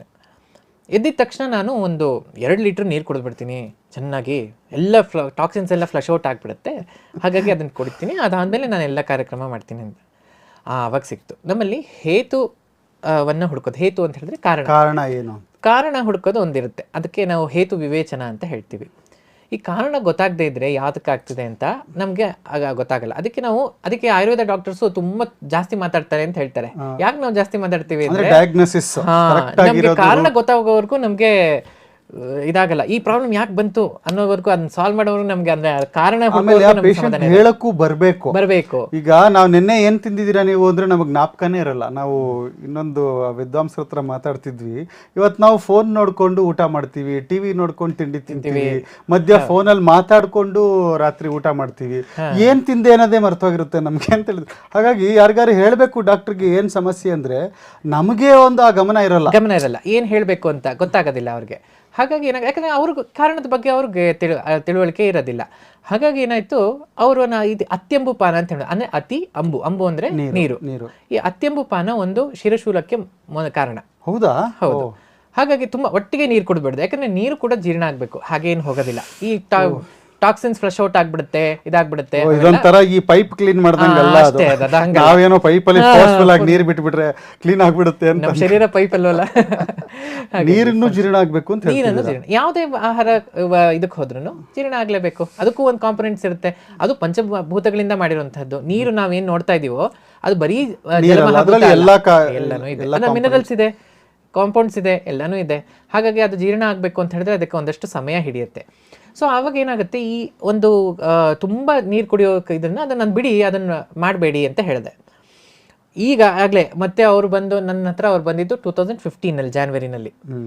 ಈಗ ಕೂಡ ಅವರು ಬೇರೆ ಅವ್ರ ಮಕ್ಕಳನ್ನೆಲ್ಲ ಕರ್ಕೊಂಡು ಬರ್ತಾರೆ. ಇದುವರೆಗೂ ಅವ್ರಿಗೆ ತಲೆನೋವು ಬಂದಿಲ್ಲ. ಸಿಂಪಲ್ ಪ್ರಾಬ್ಲಮ್ ಅಂದ್ರೆ ಸಿಂಪಲ್ ಸೊಲ್ಯೂಷನ್ ಅಲ್ಲ, complex problem simple solution. Complex problem ತಲೆನೋವು ಅಂದ್ರೆ ಅವ್ರು ಏನೋ ಪಾಪ ಒಳ್ಳೇದ್ ಮಾಡ್ತಿದ್ದೀನಿ ಅಂದ್ಕೊಂಡು ಜಾಸ್ತಿ ನೀರು ಕುಡಿತಾ ಇದ್ರು. ಹೌದು, 20 ವರ್ಷದಿಂದ ಇದ್ದಿದ್ದ ತಲೆನೋವು ಒಂದು ದಿನದಲ್ಲಿ ಹೋಯ್ತು ಅವ್ರಿಗೆ, ವಿತೌಟ್ ಮೆಡಿಸಿನ್. ಇದು ಯುಕ್ತಿ. ಅಂದ್ರೆ ಯುಕ್ತಿಗೆ ಔಷಧಿನೇ ಬೇಕು ಅಂತಿಲ್ಲ. ತಮಾಷೆ ಕೇಳ್ತೀನಿ, ಈಗ ಏನಾಗುತ್ತೆ, ನೀವು ಈ ತರ ಸಿಂಪಲ್ ಸೊಲ್ಯೂಷನ್ ಕೊಟ್ಬಿಟ್ರೆ ನಾವು ಇದಕ್ಕೆ ಯಾಕೆ ಫೀಸ್ ಕೊಡ್ಬೇಕು ಅಂತ ಇಷ್ಟೇನಾ? ನಾವು ಈ ಕೆಲವು ಸರಿ ಕಂಪ್ಯೂಟರ್ ಪ್ರಾಬ್ಲಮ್ ಆಗಿದ್ರೆ ರೀಸ್ಟಾರ್ಟ್ ಮಾಡಿ ಅಂತೀವಿ ಅಷ್ಟೇ, ರೀಸ್ಟಾರ್ಟ್ ಮಾಡಿದ್ರೆ ಸರಿ ಹೋಗ್ಬಿಡುತ್ತೆ. ಇದಕ್ಕೆ ಇವನ್ಗೆ ಫೀಸ್ ಕೊಡ್ಬೇಕಲ್ಲಪ್ಪ ಅಂತ ಹೇಳಕ್ಕೆ ಬೇಕಲ್ಲ. ಬಟ್ ಇದು ಅಂದ್ರೆ ಇಷ್ಟು ದೊಡ್ಡ ಸಮಸ್ಯೆಗೆ ಅಷ್ಟು ಸಣ್ಣ ವಿಷಯದಲ್ಲಿ ಯಾವುದೋ ಒಂದು ತಿಗ್ಲಾಕೊಂಡು ನಮಗೆ ನಾವು ಅಷ್ಟು ಕಷ್ಟಪಡ್ತಿರ್ತೀವಿ ಅಂತ ಆಯ್ತು. ಹೌದು, ಆ ರೀತಿನೂ ಇರುತ್ತೆ. ಆದರೆ ಸಾಮಾನ್ಯವಾಗಿ ನೋಡಿದ್ರೆ ಈಗ ಏನಾಗುತ್ತೆ, ಒಂದಷ್ಟು ನಾವು ಏನು ಪ್ರಾಬ್ಲಮ್ಸ್ನ ಅಕ್ಯುಮುಲೇಟ್ ಮಾಡ್ಕೊಂಡಿರ್ತೀವಿ. ಈ ಸಂಚಯ ಅಂತ ಹೇಳ್ತೀವಿ ಇದಕ್ಕೆ. ಸಂಚಯ ಅಂದ್ರೆ ಚಯ ಅಂದ್ರೆ ಅಕ್ಯುಮುಲೇಷನ್. ಈ ಸಂಚಿತ ದೋಷ ಅಂತ ಹೇಳ್ತೀವಿ, ಕರ್ಮ. ಇದು ನಮ್ದು ಅಕ್ಯುಮುಲೇಟೆಡ್ ದೋಷ. ಹಾಗಾಗಿ ಅಕ್ಯುಮುಲೇಟೆಡ್ ದೋಷ ಸ್ವಲ್ಪ ಪ್ರಮಾಣದಲ್ಲಿದ್ರೆ ಅದಕ್ಕೆ ಶಮನ ಚಿಕಿತ್ಸೆ ಸಾಕು. ಈಗ ನಾವು ಏನು ಮನೆ ಮದ್ದು ಅಂತ ಹೇಳ್ತೀವೋ ಇದೆಲ್ಲ ಸಣ್ಣ ಸಣ್ಣದ್ರಲ್ಲಿ ಆಗುತ್ತೆ. ಈಗ ಫಾರ್ ಎಕ್ಸಾಂಪಲ್ ನೀವು ಎಲ್ಲೋ ಬಿಸಿಲಲ್ಲಿ ತುಂಬ ಓಡಾಡಿದರೆ 2-3 ದಿನ ತುಂಬ ಸುಸ್ತಾಗಿದೆ, ಅವಾಗ ನೀವೇನು ತುಂಬ ಹೀಟ್ ಆಗಿಬಿಟ್ಟಿದೆ ಡಾಕ್ಟ್ರೆ ಏನು ಮಾಡಬೇಕು ಅಂತ ಕೇಳ್ತಾರೆ. ಅವಾಗ ಸಿಂಪಲ್ ಆಗಿ ನೀವೇನು ಮಾಡಿ ಅಕ್ಕಿ ತೊಳೆದ ನೀರನ್ನು ತೊಗೊಂಬಿಡಿ, ಅನ್ನಕ್ಕೆ ಇಡಕ್ಕೆ ಮುಂಚೆ 2 ಸಲ ನೀರು ತೊಳಿತಾರಲ್ಲ, 2ನೇ ಸಲ ತೊಳೆದಿದ್ದ ನೀರನ್ನು ಬೆಳಗ್ಗೆ ಮಧ್ಯಾಹ್ನ ರಾತ್ರಿ ತೊಗೊಂಡು ಕುಡಿದ್ಬಿಡಿ ಅಂತ ಹೇಳ್ತೀವಿ. ಇದು ಮನೆ ಮದ್ದು, ಸರಿ ಹೋಗ್ಬಿಡುತ್ತೆ. ಆಯ್ತಾ, ಯಾರೇ ಆಗಿರಲಿ. ಅಂದ್ರೆ ಸಣ್ಣ ಅಕ್ಯುಮುಲೇಷನ್ ಕಡಿಮೆ ಇದ್ರೆ ಸರಿ ಹೋಗುತ್ತೆ. ಆಮೇಲೆ ಅವ್ರು ರೆಸ್ಟ್ ತೊಗೊಂಡಿರ್ತಾರೆ, ಚೆನ್ನಾಗಿ ನಿದ್ದೆ ಮಾಡಿರ್ತಾರೆ, ಸರಿ ಹೋಗುತ್ತೆ, ಆಯಿತು, ಪ್ರಾಬ್ಲಮ್ ಸಾಲ್ವ್, ಅಲ್ಲಿಗೆ ಆಗೋಯ್ತು. ಇದು ಶಮನ ಚಿಕಿತ್ಸೆ, ಅದು ಮನೆ ಮದ್ದಲ್ಲಿ. ಆದರೆ ಇನ್ನೊಂದು ಸ್ವಲ್ಪ ಡಿಫಿಕಲ್ಟ್ ಇದೆ. ಆವಾಗ ನಾವು ಯಾವ್ದಾದ್ರು ಒಂದು ಪೊಟೆಂಟ್ ಆಗಿರೋ ಅಂದರೆ ವೀರ್ಯವಾನ್ ಔಷಧಿ ಅಂತ ಹೇಳ್ತೀವಿ. ಅಂದರೆ ವೀರ್ಯ ಅಂದರೆ ಪೊಟೆನ್ಸಿ ಇರುವಂತಹ ಔಷಧಿಗಳನ್ನು ಕೊಟ್ಟು ಅದನ್ನು ಶಮನ ಮಾಡಬೇಕಾಗತ್ತೆ, ಅದನ್ನು ಸಪ್ರೆಸ್ ಮಾಡಬೇಕಾಗತ್ತೆ. ಅದೇ ತುಂಬ ಅಕ್ಯುಮುಲೇಟ್ ಆದ ಬಹುದೋಷಾವಸ್ಥಾ ಅಂತ ಹೇಳ್ತೀವಿ. ಅವಾಗ ಏನಾಗುತ್ತೆ, ನಾವು ಅದು ಸುಲಭವಾಗಿ ಹೋಗಲ್ಲ. ಅದಕ್ಕೆ ನಾವು ಪಂಚಕರ್ಮ ಚಿಕಿತ್ಸೆ ಅಥವಾ ಈ ಶೋಧನ ಚಿಕಿತ್ಸೆ ಅಂತ ಏನು ಹೇಳ್ತೀವಿ ಅದನ್ನು ಮಾಡ್ತೀವಿ. ಶುದ್ಧಿ ಅಂದರೆ ವಮನ, ವಿರೇಚನ, ಬಸ್ತಿ, ನಸ್ಯ ಮತ್ತು ರಕ್ತಮೋಕ್ಷಣ ಅಂತ 5 ರೀತಿಯಂತಹ ಚಿಕಿತ್ಸೆ ಅದು. ಅದಕ್ಕೆ ಪಂಚಕರ್ಮ ಸೆಂಟರ್ ಅಂತ ನೋಡಿರ್ಬೋದು. ತುಂಬಾ ಎಲ್ಲ ಕಡೆ ಪಂಚಕರ್ಮ ಅನ್ನೋದೊಂದು ಡಿಟಾಕ್ಸಿಫಿಕೇಶನ್ ಅಂತ ತುಂಬಾ ಕಡೆ ಇಲ್ಲಿ SDM ಅಲ್ಲಿ ಧರ್ಮಸ್ಥಳದ ಇದ್ರಲ್ಲಿ ಪ್ರಕೃತಿ ಚಿಕಿತ್ಸೆ ಅಂತ ಒಂದು ವರ್ಷಕ್ಕೊಂದ್ಸರಿ ಕೆಲವರೆಲ್ಲ ನಮ್ಮ ಕ್ಲೈಂಟ್ಸ್ ಗಳೆಲ್ಲ ತುಂಬಾ ಜನ ಹೋಗ್ತಾರೆ. ಫೈನಾನ್ಷಿಯಲ್ ಸೊಲ್ಯೂಷನ್ಸ್ ಇರೋರು. ನಾನು ಅಲ್ಲೇ MD ಮಾಡಿದ್ದು ಅದೇ ವಿದ್ಯಾಲಯದಲ್ಲಿ. ಹಾಗಾಗಿ ಆ ಥರ ಸಾಕಷ್ಟು ಸಂಸ್ಥೆಗಳಿದೆ, ಸಾಕಷ್ಟು ಚಿಕಿತ್ಸಾಲಯಗಳಿದೆ. ಈಗ ಡಾಕ್ಟರ್ಸ್ ಕೂಡ ಅವರು ಅವ್ರದ್ದೊಂದು ಪಂಚಕರ್ಮ ಸೆಂಟರ್ನ ಇಟ್ಕೊಂಡಿರ್ತಾರೆ. ಅಂದರೆ ಅಲ್ಲಿ ಆ ಒಂದು ವ್ಯವಸ್ಥೆ ಇರುತ್ತೆ. ಹಾಗಾಗಿ ಆ ಶೋಧನಾ ಪ್ರಕ್ರಿಯೆ ಮಾಡೋಕ್ಕೆ ಅದು ಸುಲಭ ಆಗುತ್ತೆ. ಅಂದ್ರೆ ಒಂಥರ annual maintenance. Exactly, annual maintenance program ಅಂದರೆ ಇದಕ್ಕೆ ಒಂದೊಂದು ಕಾಲ ಕೂಡ ಹೇಳಿದ್ದಾರೆ. ಈಗ ಫಾರ್ ಎಕ್ಸಾಂಪಲ್ ಇವತ್ತು ಬಂದು ಯಾರು ನಮಗೆ ವಮನ ಚಿಕಿತ್ಸೆ ಮಾಡಿ ಡಾಕ್ಟರ್ ಅಂದರೆ ನಾನು ಮಾಡೋದಿಲ್ಲ. ಯಾಕೆ ಮಾಡೋದಿಲ್ಲ ಅಂತ ಹೇಳಿದ್ರೆ ಅದಕ್ಕೊಂದು ಕಾಲ ಇದೆ. ಯಾವಾಗ ಮಾಡಬೇಕು, ವಸಂತೆ ವಮನಂ ಅಂತ ಹೇಳ್ತೀವಿ. ಅಂದ್ರೆ ಅವ್ರು ಆರೋಗ್ಯವಾಗಿದ್ದಾರೆ, ಆವಾಗ ಈಗ ಏನೋ ಒಂದು ಎಮರ್ಜೆನ್ಸಿ ಕಂಡೀಷನ್ ಅಲ್ಲಿ ಇದಕ್ಕೆ ಮಾಡಬಹುದು, ಅದಕ್ಕೆ ಇಂಡಿಕೇಶನ್ಸ್ ಇದೆ. ನೀವು ಹೇಳ್ತಿರೋದು ವೆಲ್ನೆಸ್ ಬಗ್ಗೆ. ವೆಲ್ನೆಸ್ಗೆ ಬೇಕು ಅಂದ್ರೆ ವಸಂತ ಋತುವಿನಲ್ಲಿ ವಮನ, ಟ್ರೀಟ್ಮೆಂಟ್ ಅಲ್ಲ, ಟ್ರೀಟ್ಮೆಂಟ್. ಈಗ ಒಬ್ಬರಿಗೆ ಟೆಂಡೆನ್ಸಿ ಇರುತ್ತೆ. ಈಗ ನೀವು ನೋಡಿರಬಹುದು, ಪ್ರಕೃತಿ ಅಂತ ಹೇಳ್ತೀವಿ. ಅಂದ್ರೆ ನನ್ನ ಸ್ವಭಾವ ಇದು. ಒಬ್ಬರು ಯಾರಿಗೋ ತುಂಬಾ ಸಿಟ್ಟು ಬರ್ತಾರೆ, ಅವ್ನು ತುಂಬಾ ಪಿತ್ತನಪ್ಪ ಅಂತ ಹೇಳ್ತಾರೆ. ಪಿತ್ತ ನೆತ್ತಿಗೇರ್ಬಿಟ್ಟಿದೆ ನಿಮ್ಗೆ, ಪಿತ್ತ ನೆತ್ತಿಗೇರ್ಬಿಟ್ಟಿದೆ, ಅವ್ನು ಯಾವಾಗ್ಲೂ ಪಿತ್ತದ ಅವ್ನು ತುಂಬಾ ಇದಾಗತ್ತೆ ಅಂತ.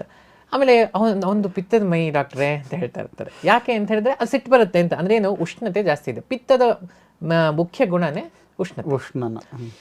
ಸೊ ಹಾಗಾಗಿ ಆ ಒಂದು ಸ್ವಭಾವ ಅಂತ ಇರುತ್ತೆ. ಅದಕ್ಕೆ ಎಲ್ಲರಿಗೂ ಒಂದೊಂದು ಸ್ವಭಾವ ಇದೆ. ಈಗ ಬ್ಲಡ್ ಗ್ರೂಪ್ ಅಂತ ಹೇಳ್ತೀರಲ್ಲ ನೀವು, ಅಂದ್ರೆ A-B-O ಪಾಸಿಟಿವ್ ನೆಗೆಟಿವ್ ಅದರಲ್ಲಿರುತ್ತೆ. ಈ ರೀತಿ ನಮ್ಮಲ್ಲಿ ಸಪ್ತ ಪ್ರಕೃತಿಕೋ ನರಹ ಅಂತ ಹೇಳ್ತೇವೆ. ನರ ಅಂದ್ರೆ ಈಗ ನಾರಾಯಣ ದೋಷ ದೂರ, ಗುಣಪೂರ್ಣ. ನಾವು ದೋಷಪೂರ್ಣ, ಗುಣ ದೂರ. ಹಾಗಾಗಿ ಏನಾಗುತ್ತೆ, ನಮ್ಮಲ್ಲಿ ನಾವು ದೋಷ ಸಹಿತವಾದಂತಹ ಶರೀರ. ಸೊ ಯಾವ ದೋಷ ಇದೆ ನಮ್ಮಲ್ಲಿ? 3 ದೋಷಗಳಿವೆ, ವಾತ, ಪಿತ್ತ ಮತ್ತು ಕಫ. ಇದು ಹೇಗೆ ದೋಷ ಅಂದ್ರೆ ಕೆಟ್ಟದ್ದು ಅಂತ ಆ ತರ ದೋಷ ಅಲ್ಲ, ಅಂದ್ರೆ ಇದೊಂದು ಸ್ಟೇಟಸ್ ಅಂತ. ದೂಷಣಾತ್ ಇತಿ ದೋಷ ಅಂದ್ರೆ ದೂಷಯಂತಿ ಇತಿ ದೋಷ ಅಂದ್ರೆ ಅದು ಏನಾರೋ ಒಂದು ವ್ಯತ್ಯಾಸವನ್ನ ಮಾಡ್ತಾ ಇರುತ್ತೆ. ಅಂದ್ರೆ ಏನೋ ವ್ಯತ್ಯಾಸ, ಅದು ಒಂದೇ ಸ್ಟೇಟ್ ಅಲ್ಲಿ ಇರಲ್ಲ, ಒಂಚೂರು ಆ ಕಡೆ ಹೋಗ್ತಾ ಇರುತ್ತೆ. ಆದ್ರೆ ಒಂದು ಮುಖ್ಯವಾದಂತಹ ಗುಣ ಇರುತ್ತೆ. ಈಗ ಪಿತ್ತದವನು ಅಂತ ಹೇಳಿದ್ರೆ ಅವ್ನ ಟೆಂಡೆನ್ಸಿ ಇದು, ಹುಟ್ಟದಾಗಿಂದ ಸಾಯೋವರೆಗೂ ಅವ್ನ ಪಿತ್ತ ಶರೀರನೇ, ಅದು ಚೇಂಜ್ ಮಾಡಕ್ಕಾಗಲ್ಲ. ಪ್ರಕೃತಿನ ಯಾವತ್ತೂ ಚೇಂಜ್ ಮಾಡಕ್ಕಾಗಲ್ಲ. ಆದರೆ ವಿಕೃತಿನ ಚೇಂಜ್ ಮಾಡೋದು. ವಿಕೃತಿ ಅಂದ್ರೆ ಏನು? ಈಗ ಫಾರ್ ಎಕ್ಸಾಂಪಲ್ ನಾವು ಸೆಟ್ 0 ಅಂತ ಹೇಳ್ತೀವಿ. ಬೈ ಡಿಫಾಲ್ಟ್ ಇರೋದೇ ಹೀಗೆ ಅಂತ. ಈಗ ಫಾರ್ ಎಕ್ಸಾಂಪಲ್ ಈಗ ಆಫ್ರಿಕನ್ ಇರುವಂತಹ ಒಂದಷ್ಟು ಜನಾಂಗ, ಅವರಲ್ಲೂ ತುಂಬಾ ಬೆಳ್ಳಗಿದ್ದಾನೆ, ಕರಗಿದ್ದಾನೆ ಅಂತಾನು ಹೇಳ್ಕೋಬಹುದು ಅಲ್ವಾ? ಅದು ನಾವು ಕಮ್ಮಿ ಕಪ್ಪಗಿದ್ದವನು. ಆದ್ರೆ ಅವ್ರದ್ದೊಂದು ಸೆಟ್ 0 ಇರುತ್ತೆ, ಅದ್ರ ಮೇಲೆ ಕೆಳಗಡೆ ಅವ್ರು ನೋಡ್ಕೊಂತಾ ಇರ್ತಾರೆ. ಹೌದಾ? ನಾವು ಅಷ್ಟೇ, ನಾವು ನಮ್ಮಲ್ಲಿ ಕೆಳಗೆ ಮೇಲೆ ನೋಡ್ಕೊಂತಾ ಇರ್ತೀವಿ. ಆ ರೀತಿ ಪ್ರಕೃತಿ ಅನ್ನೋದು ಒಂದು ಸೆಟ್ 0, ಅದ್ರ ಮೇಲೆ ಕೆಳಗಡೆ ಆಗ್ತಾ ಇರುತ್ತಲ್ಲ, ಅದು ವಿಕೃತಿ ಆಗ್ತಾ ಇರುತ್ತೆ. ಅದನ್ನ ಬ್ಯಾಲೆನ್ಸ್ ಮಾಡ್ಕೊಳ್ಳೋದು ನಮ್ಮ ಕೈಯಲ್ಲಿರುವಂತಹ ವಿಚಾರ. ಹಾಗಾಗಿ ಅದನ್ನ ಸರಿ ಮಾಡುವಂತಹ ಪ್ರಕ್ರಿಯೆಯನ್ನು ಹೇಳಿರೋದು ಆಯುರ್ವೇದದಲ್ಲಿ. ವಿಕೃತಿಯಿಂದ ನಾವು ಪ್ರಕೃತಿಗೆ ಹೇಗೆ ಬರ್ಬೋದು ಅಂತ. ನಾನು ಒಂದು ಸುಮ್ಮನೆ ಲೇವಡಿ ಮಾಡೋ ಥರ ಪ್ರಶ್ನೆ ಕೇಳಿದೆ ಸ್ಟಾರ್ಟಿಂಗಲ್ಲಿ. ನನಗೆ ತುಂಬ ಶ್ರದ್ಧೆ ಇದೆ ಆಯುರ್ವೇದದಲ್ಲಿ, ಆದರೆ ಸಾಮಾನ್ಯರಿಗೆ ನಾನು ರೆಪ್ರೆಸೆಂಟ್ ಮಾಡ್ತಿರೋದ್ರಿಂದ, ಆ್ಯಂಕರ್ ಆಗಿ ಕೂತಿರೋದ್ರಿಂದ ಆ ಪ್ರಶ್ನೆ ನಾನು ಕೇಳಿದೆ, ಏನು ರಿಲೆವೆನ್ಸ್ ಇವತ್ತು ಅನ್ನೋದಕ್ಕೆ ತಾವು ತುಂಬ ಚೆನ್ನಾಗಿ ಹೇಳಿದ್ರಿ. ಒಂದು 3 ಥರದ ಚಿಕಿತ್ಸೆಗಳಿದೆ ಅಂತ ಹೇಳಿದ್ರಿ. ಬಹಳಷ್ಟು ನನಗೆ ವಿಷಯ ಗೊತ್ತಿರಲಿಲ್ಲ ಇದು.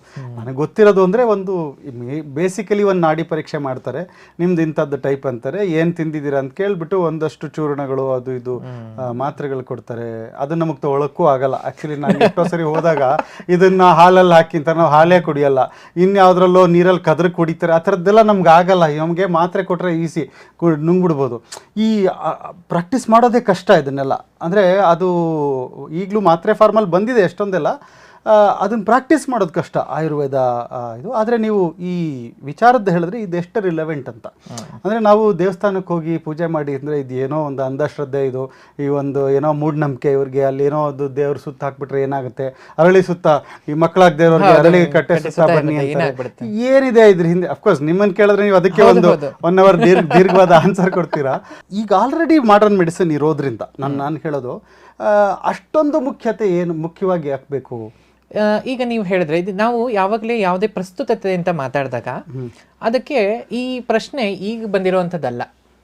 ಈಗ ಆಧ್ಯಾತ್ಮದಲ್ಲೂ ಈ ವೇದಾಂತದಲ್ಲಿ ಈ ಪ್ರಶ್ನೆಗಳಿದೆ. ಈಗ ನೀವು ಯಾವುದೇ ಉಪನಿಷತ್ ತಗೊಂಡ್ರು ಇದರಲ್ಲೆಲ್ಲ ಪ್ರಶ್ನೆಗಳೇ ಇರೋದು. ಪ್ರಶ್ನೋಪನಿಷತ್ ಅಂತಾನೆ ಒಂದು ಇದೆ. ಯಾಕಂದ್ರೆ ಎಲ್ಲದರಲ್ಲೂ ಒಂದು ಸಂವಾದನೆ ಇರುತ್ತೆ. ಈಗ ನಾವು ಯಾವ ರೀತಿ ನೀವು ಪ್ರಶ್ನೆ ಕೇಳ್ತಾ ಇದ್ದೀನಿ, ನಾನು ಅದಕ್ಕೆ ಉತ್ತರ ಕೊಡ್ತಾ ಇದ್ದೀನಿ. ಇದೇ ರೀತಿ ಎಲ್ಲ ಗುರುಗಳ ಹತ್ರನೂ ಅವ್ರ ಶಿಷ್ಯರು ಪ್ರಶ್ನೆನೇ ಕೇಳಿರೋದು, ಅದಕ್ಕೆ ಉತ್ತರ ಅವ್ರಿಗೆ ಗೊತ್ತಿರೋ ಮಟ್ಟಿಗೆ ಅವರು ಕೊಡ್ತಾರೆ. ಅಂದ್ರೆ ಅವರು ದೇವರಿಂದ ಬಂದ ಅನುಗ್ರಹದಿಂದ ಕೊಟ್ಟಿರುವಂಥದ್ದು. ಆಯುರ್ವೇದನೂ ಹಾಗೆ ಪ್ರಶ್ನೆಗಳನ್ನು ಕೇಳಿರೋದು, ಉತ್ತರ ಕೊಟ್ಟಿರೋದು. ಹಾಗಾಗಿ ನಮ್ಮಲ್ಲಿ ಏನಾಗುತ್ತೆ ಅಂದ್ರೆ ನಾನು ಏನಕ್ಕೆ ಕೇಳ್ತಾ ಇದ್ದೀನಿ ಅಂದ್ರೆ ಡಿಫ್ರೆನ್ಸ್ ಏನು ಅಂತ. ಈಗ ನನಗೆ ಐ ಆಮ್ ಹ್ಯಾಪಿ, ನಾನು ಏನು ಅಷ್ಟೊಂದೇನು ಇಲ್ಲ. ಯಾವುದೋ ಕಾಯಿಲೆ ಬಂದಾಗ ನಾನು ಫಸ್ಟು ಅದೇ ಹಾಸ್ಪಿಟ್ಲ್ಗೆ ಹೋಗ್ತೀನಿ, ಅದೇ ಡಾಕ್ಟರ್ ಹತ್ರ ಹೋಗ್ತೀನಿ. ನನಗೆ ಮತ್ತೆ ಅವರು ಸಿಂಪ್ಟಮ್ಯಾಟಿಕ್ ರಿಲೀಫನ್ನೇ ಮಾಡ್ತಾರೆ. ಆಯ್ತು, ನನಗೆ ಅಷ್ಟು ಸಾಕು, ಮತ್ತೆ ನಾನು ಕೆಲಸ ಮಾಡ್ಕೊಂಡಿರ್ತೀನಿ. ಯಾಕಂದ್ರೆ ಇದು ಮತ್ತೆ ಯಾಕೆ ನಾನು ಆಯುರ್ವೇದ ಫಾಲೋ ಮಾಡಬೇಕು ಅನ್ನೋದು. ಈಗ 2 ರೀತಿ ಇದೆ. ಒಂದು ನಾನು ಹೇಳಿದ್ನಲ್ಲ, ಈ ಪ್ರಶ್ನೆಗಳು ಈ ಥರ ಬಂದಾಗ ಈ ಪ್ರಾಬ್ಲಮ್ ನಾನು ಪದೇ ಬಂದರೆ ನನಗೆ ಓಕೆನಾ ಅನ್ನೋದು ಒಂದು ನಮ್ಗೆ ನಾವು ಇದು ಮಾಡ್ಕೊಳ್ಳೋಂಥದ್ದು. ಈಗ ಪ್ರಾಬ್ಲಮ್ ಬಂತು, ಅದಕ್ಕೆ ಸೊಲ್ಯೂಷನ್ ಇದೆ, ಅವೈಲೇಬಲ್ ಇದೆ ನಮಗೆ. That is what you are telling. Solution ಇದೆ, ನಾನು ತೊಗೊತೀನಿ, ಅದರಲ್ಲಿ ಏನಿದೆ. ಈಗ ನನಗೆ ಸಾಮಾನು ಖಾಲಿ ಆಗಿದೆ, ನಾನು ಅಂಗಡಿಗೆ ಹೋಗಿ ತೊಗೊತೀನಿ, ಅಂಗಡಿ ಅವೈಲೇಬಲ್ ಇದೆ ಅಂತ. ಆದರೆ ನಿನಗೆ ಯಾವಾಗ್ಲೂ ಅದನ್ನು ತಗೊಳ್ಳುವಂತಹ ಕೆಪಾಸಿಟಿ ಇದೆಯಾ ಅಥವಾ ಅದರ ಅವಶ್ಯಕತೆ ಇದೆಯಾ ಅನ್ನೋದನ್ನ ನಾವು ಕೇಳ್ತೀವಿ. ನೀನು ರೋಗಮುಕ್ತನ ಆಗಿರಬಹುದಲ್ಲ, ಯಾಕೆ ನೀನು ಪದೇ ಔಷಧಿ ತಗೋಬೇಕು? ಯಾಕೆ ಅಂದರೆ ಯಾಕೆ ಈ ಪ್ರಶ್ನೆ ನಾವು ಕೇಳ್ತಾ ಇದ್ದೀವಿ ನಿಮಗೆ ಅಂತ ಹೇಳಿದ್ರೆ, ಧರ್ಮ ಅರ್ಥ ಕಾಮ ಮೋಕ್ಷಾಣಂ ಆರೋಗ್ಯಂ ಮೂಲಮುತ್ತಮಂ. ನೀವು ಏನು ಬಂದಿದ್ದೀರಾ ಈ ಜಗತ್ತಿಗೆ ಧರ್ಮವನ್ನ ಪಾಲಿಸ್ಲಿಕ್ಕೆ, ಅದರಿಂದ ನೀವು ಧರ್ಮವನ್ನು ಪಾಲಿಸ್ಲಿಕ್ಕೆ ನೀವು ಅರ್ಥವನ್ನ ನೀವು ಸಂಪಾದನೆ ಮಾಡಬೇಕು. ಅದರಿಂದ ನಿಮ್ಗೆ ಬೇಕಾಗಿರೋದು ಸಿಗುತ್ತೆ. ಬೇಕಾಗಿರೋದು ಅಂದಾಗ ಕಾಮ ಅನ್ನೋದು ನಿಮ್ಗೆ ಮುಕ್ತಿಗೆ ಮೋಕ್ಷಕ್ಕೆ ಕಾಮನೂ ಆಗಿರಬಹುದು, ಅಥವಾ ಸರಳವಾಗಿ ಒಂದು ಅರ್ಥದ ಕಾಮನೂ ಆಗಿರ್ಬೋದು, ಯಾವ್ದಾದ್ರೂ ಡಿಸೈರ್ಸ್ ಆಗಿರಬಹುದು. ಮುಖ್ಯವಾಗಿ ನಿಮ್ಗೆ ಮೋಕ್ಷ ಬೇಕಲ್ವಾ? ಪದೇ ಇದು ಬೇಡ. ಯಾಕೆ ಎಲ್ಲರೂ ವೇದಾಂತದ ಹಿಂದೆ ಹೋಗ್ತದೆ? ಯಾಕೆ ದೇವರನ್ನ ಇದು ಮಾಡೋದು? ನನಗೆ ಪದೇ ಬೇಡ ಮತ್ತೆ ಸಾವು ಬೇಡ, ಅದೇ ಜಿಜ್ಞಾಸೆ. ಮತ್ತೆ ನನಗೆ ರೋಗ ಬೇಡ. ಮತ್ತೆ ನಿನಗೆ ರೋಗ ಬೇಡ ಅಂತ ಹೇಳಿದ್ರೆ ಆಯುರ್ವೇದ ಬೇಕು. ಮತ್ತೆ ರೋಗ ಬೇಕು ಅಂತ ಹೇಳಿದ್ರೆ ನೀವು ಇದೆ ಅವೈಲೇಬಲ್. ನೀವು ಹೇಳಿದ್ರಿ ಒಂದು ಡಯಾಗ್ನೋಸಿಸ್ ಮಾಡ್ತೀವಿ, ಆ ರೂಟ್ ಕಾಸ್ಗೆ ನಾವು ಹುಡುಕಿ. ನೀವು ಹೇಳಿದ್ರೆ ಆ ನೀರು ಕುಡಿತಾ ಇದ್ದೀವಿ, ಜಾಸ್ತಿ ನೀರು ಕುಡಿತಿದ್ರಿಂದನೇ ಅವ್ರಿಗೆ ಆ ತೊಂದರೆ ಬಂತು ಅಂತ. ಸೊ ಆ ರೂಟ್ ಕಾಸ್ ಅನ್ನು ಅಡ್ರೆಸ್ ಮಾಡುತ್ತೆ ಅಂತ ನಾವು ಹೇಳಿ, ರೂಟ್ ಕಾಸ್ ಅನ್ನು ಅಡ್ರೆಸ್ ಮಾಡುತ್ತೆ. ಆಮೇಲೆ ನಮ್ಮಲ್ಲಿ ಈಗ ಈ ಶ್ಲೋಕನ ಹೇಳಿದ್ನಲ್ಲ, ಇದು ಚರಕ ಸಂಹಿತೆಯ 2ನೇ ಶ್ಲೋಕ. ಅಂದ್ರೆ ಧರ್ಮ ಅರ್ಥ ಕಾಮ ಮೋಕ್ಷಾಣಂ ಆರೋಗ್ಯಂ ಮೂಲಮುತ್ತಮಂ. ಈಗ ನೀವು ಯಾರು ಧರ್ಮವನ್ನು ಫಾಲೋ ಮಾಡಬೇಕು ಅಂತ ಆದರೆ, ಅವನು ದಾನ ಧರ್ಮ ಮಾಡಬೇಕು, ಎಲ್ಲ ಮಾಡಬೇಕು ಅಂದರೆ ಅವ್ನು ದಿನ ಬೆಳಗ್ಗೆ ಹೇಳ್ಬೇಕು, ದೇವ್ರ ಪೂಜೆ ಮಾಡಬೇಕು ಅಂದರೆ ಅವ್ನಿಗೆ ಆರೋಗ್ಯ ಬೇಕು. ಇಲ್ಲಾಂದ್ರೆ ಹೇಗೆ ಮಾಡ್ತಾರೆ? ಈಗ ಮುಂದಕ್ಕೆ ಧನುರ್ಮಾಸ ಬರ್ತಾ ಇದೆ. ಧನುರ್ಮಾಸದಲ್ಲಿ ಬೆಳಗ್ಗೆ ಬೇಗ ಹೇಳ್ಬೇಕು ಅಂತ ಹೇಳಿದ್ರೆ 5 ಗಂಟೆಗೆ ಅವನಿಗೆ ಶರೀರದಲ್ಲಿ ಒಂದು ಶಕ್ತಿ ಇರಬೇಕು. ಅದು ಯಾವ ರೀತಿ ಬರುತ್ತೆ? ಆರೋಗ್ಯ ಇದ್ರೆ ಬರುತ್ತೆ. ಅದಕ್ಕೆ ರೋಗ ಅಂದ್ರೆ ಏನು? ರೋಗ ತಸ್ಯ ಅಪಹರ್ತಾರಃ ಶ್ರೇಯಸ್ಸೋ ಜೀವಿತಸ್ಯ ಚ ಅಂತ ಹೇಳ್ತಾರೆ. ಅಂದ್ರೆ ಶ್ರೇಯಸ್ಸನ್ನ ಕಮ್ಮಿ ಮಾಡುತ್ತೆ. ಯಾಕೆ ಅಂತ ಹೇಳಿದ್ರೆ, ನಿಮ್ಗೆ ಮಾಡೋಕ್ಕಾಗದೇ ಇದ್ರೆ ಆ ಶ್ರೇಯ ಇರೋದಿಲ್ಲ. ಶ್ರೇಯ ಅಂತ ಹೇಳಿದ್ರೆ ಆ ಒಂದು ಉತ್ಸಾಹ ಇರಬಹುದು, ಅಥವಾ ಇದು. ಈಗ ನೀವು ಏನು ಮಾಡಲಿಲ್ಲ ಅಂತ ಹೇಳಿದ್ರೆ you will not be known ಅಲ್ವಾ? ನೀವು ಇಷ್ಟೆಲ್ಲ ಮಾಡ್ತಾ ಇರೋದು ಯಾತಕ್ಕೆ? ನೇಮ್ ಅಂಡ್ ಫೇಮ್ ಅಂತ ಹೇಳ್ತೀವಿ, ಅಥವಾ ಮನಿ, ಅಥವಾ ಇದು, ಅಥವಾ ಒಂದು ಅರ್ಥಗಳಿಗೆ ಮಾಡುವಂಥದ್ದು. ಇದು ಇರೋದಿಲ್ಲ. ಆಮೇಲೆ ಜೀವಿತನೂ ಕಡಿಮೆ ಆಗೋಗುತ್ತೆ. ಜೀವಿತ ಅಂದ್ರೆ ಏನು? ನಮ್ಮ ಆರೋಗ್ಯ ಕಡಿಮೆ ಆಯಿತು ಅಂದ್ರೆ ನಮ್ಮ ಆಯುಸ್ಸು ಕಡಿಮೆ ಆಗೋಗುತ್ತೆ ಅಲ್ವಾ? ಸೊ ಇವೆರಡನ್ನ ಅಪಹಾರ ಮಾಡ್ತಾ ಇದೆ ಯಾವುದು? ರೋಗ. ಹಾಗಾಗಿ ಆ ರೋಗ ಯಾವಾಗಲೂ ನಮ್ಮ ಜೊತೆಗಿದ್ರೆ ಶ್ರೇಯಸ್ಸು ಮತ್ತು ಜೀವಿತವನ್ನ ಅದು ಕಡಿಮೆ ಮಾಡುತ್ತೆ. ಅದಕ್ಕೋಸ್ಕರ ನಮಗೆ ಆರೋಗ್ಯ ಬೇಕು. ಆರೋಗ್ಯ ಬೇಕಾದ್ರಿಂದ ಅದನ್ನು ಕಲ್ಪಿಸುವಂಥದ್ದು ಆಯುರ್ವೇದ. ಆಯುರ್ವೇದ ಮಾತ್ರನ ನಮ್ಗೆ ಆರೋಗ್ಯ ಕೊಡೋದು ಅಂದರೆ ಹಾಗೇನಿಲ್ಲ. ಮಾಡರ್ನ್ ಮೆಡಿಸಿನಲ್ಲೂ ಆರೋಗ್ಯ ಬರುತ್ತೆ, ಆದರೆ ಈ ಒಂದು ಕಾನ್ಸೆಪ್ಟ್ ಅಲ್ಲಿಲ್ಲ. ಪಾಶ್ಚಾತ್ಯದ ಇದರಲ್ಲಿ ಈ ಒಂದು ಶ್ಲೋಕ ಇಲ್ವಲ್ಲ. ಅವ್ರು ಎಲ್ಲಿ ಹೇಳ್ತಾರೆ ಧರ್ಮ ಫಾಲೋ ಮಾಡೋಕ್ಕೋಸ್ಕರ ನೀನು ಈಗ ನನ್ನ ಪೇಷಂಟ್ ಬಂದ್ರೆ ನಾನು ಅವನನ್ನ ರೋಗಿಯಾಗಿ ನೋಡಲ್ಲ, ಅದಕ್ಕೆ ನಾನು ರೋಗಿ ಅನ್ನೋ ಶಬ್ದನೇ ಯೂಸ್ ಮಾಡ್ಲಿಲ್ಲ, ನಾನು ಆರೋಗ್ಯ ಆಕಾಂಕ್ಷಿ ಅಂತ ಹೇಳ್ತೀನಿ. ಆರೋಗ್ಯವನ್ನ ಆಕಾಂಕ್ಷೆಯಾಗಿ ಇಟ್ಟುಕೊಂಡು ಬಂದಿರತಕ್ಕಂತಹ ವ್ಯಕ್ತಿ. ಸೊ ಆ ವ್ಯಕ್ತಿಗೆ ನಾವು ಹೆಲ್ಪ್ ಮಾಡಿದ್ರೆ ಯಾವುದಕ್ಕೆ, ಅವನು ಧರ್ಮವನ್ನು ಫಾಲೋ ಮಾಡಬೇಕು. ಹಾಗಾಗಿ ನಮ್ಮಲ್ಲಿ ನಾವು ಒಂದು ಚರಕನ ಒಂದು ಸಂಕಲ್ಪವನ್ನು ಮಾಡ್ತೀವಿ, ಅಂದರೆ ನಾವು ಶಿಷ್ಯೋಪನಯನ ಸಂಸ್ಕಾರ ಅಂತ ಒಂದು ಮಾಡ್ತೀವಿ ಆಯುರ್ವೇದದಲ್ಲಿ ಸೇರಿದ ಮೇಲೆ. ಅಂದರೆ ಮೊದಲನೇದಾಗಿ ಬಂದರೆ 1 ತಿಂಗಳು ಪಾಠ ಅದಿಗಳು ಸ್ವಲ್ಪ ಇರುತ್ತೆ, ಆದರೆ ಶಿಷ್ಯ ಪರೀಕ್ಷೆ ಮತ್ತು ಆಚಾರ್ಯ ಪರೀಕ್ಷೆ ಅಂತ ಇರುತ್ತೆ. ಅಂದರೆ ಸ್ಟೂಡೆಂಟ್ಸು ಆಚಾರ್ಯನ ನೋಡಿ ಅವ್ರು ಹೇಗಿದ್ದಾರೆ, ಹೇಗೆ ನಮ್ಗೆ ಹೊಂದುತ್ತಾ ಇಲ್ವಾ ಅನ್ನೋದು ನೋಡ್ತಾರೆ.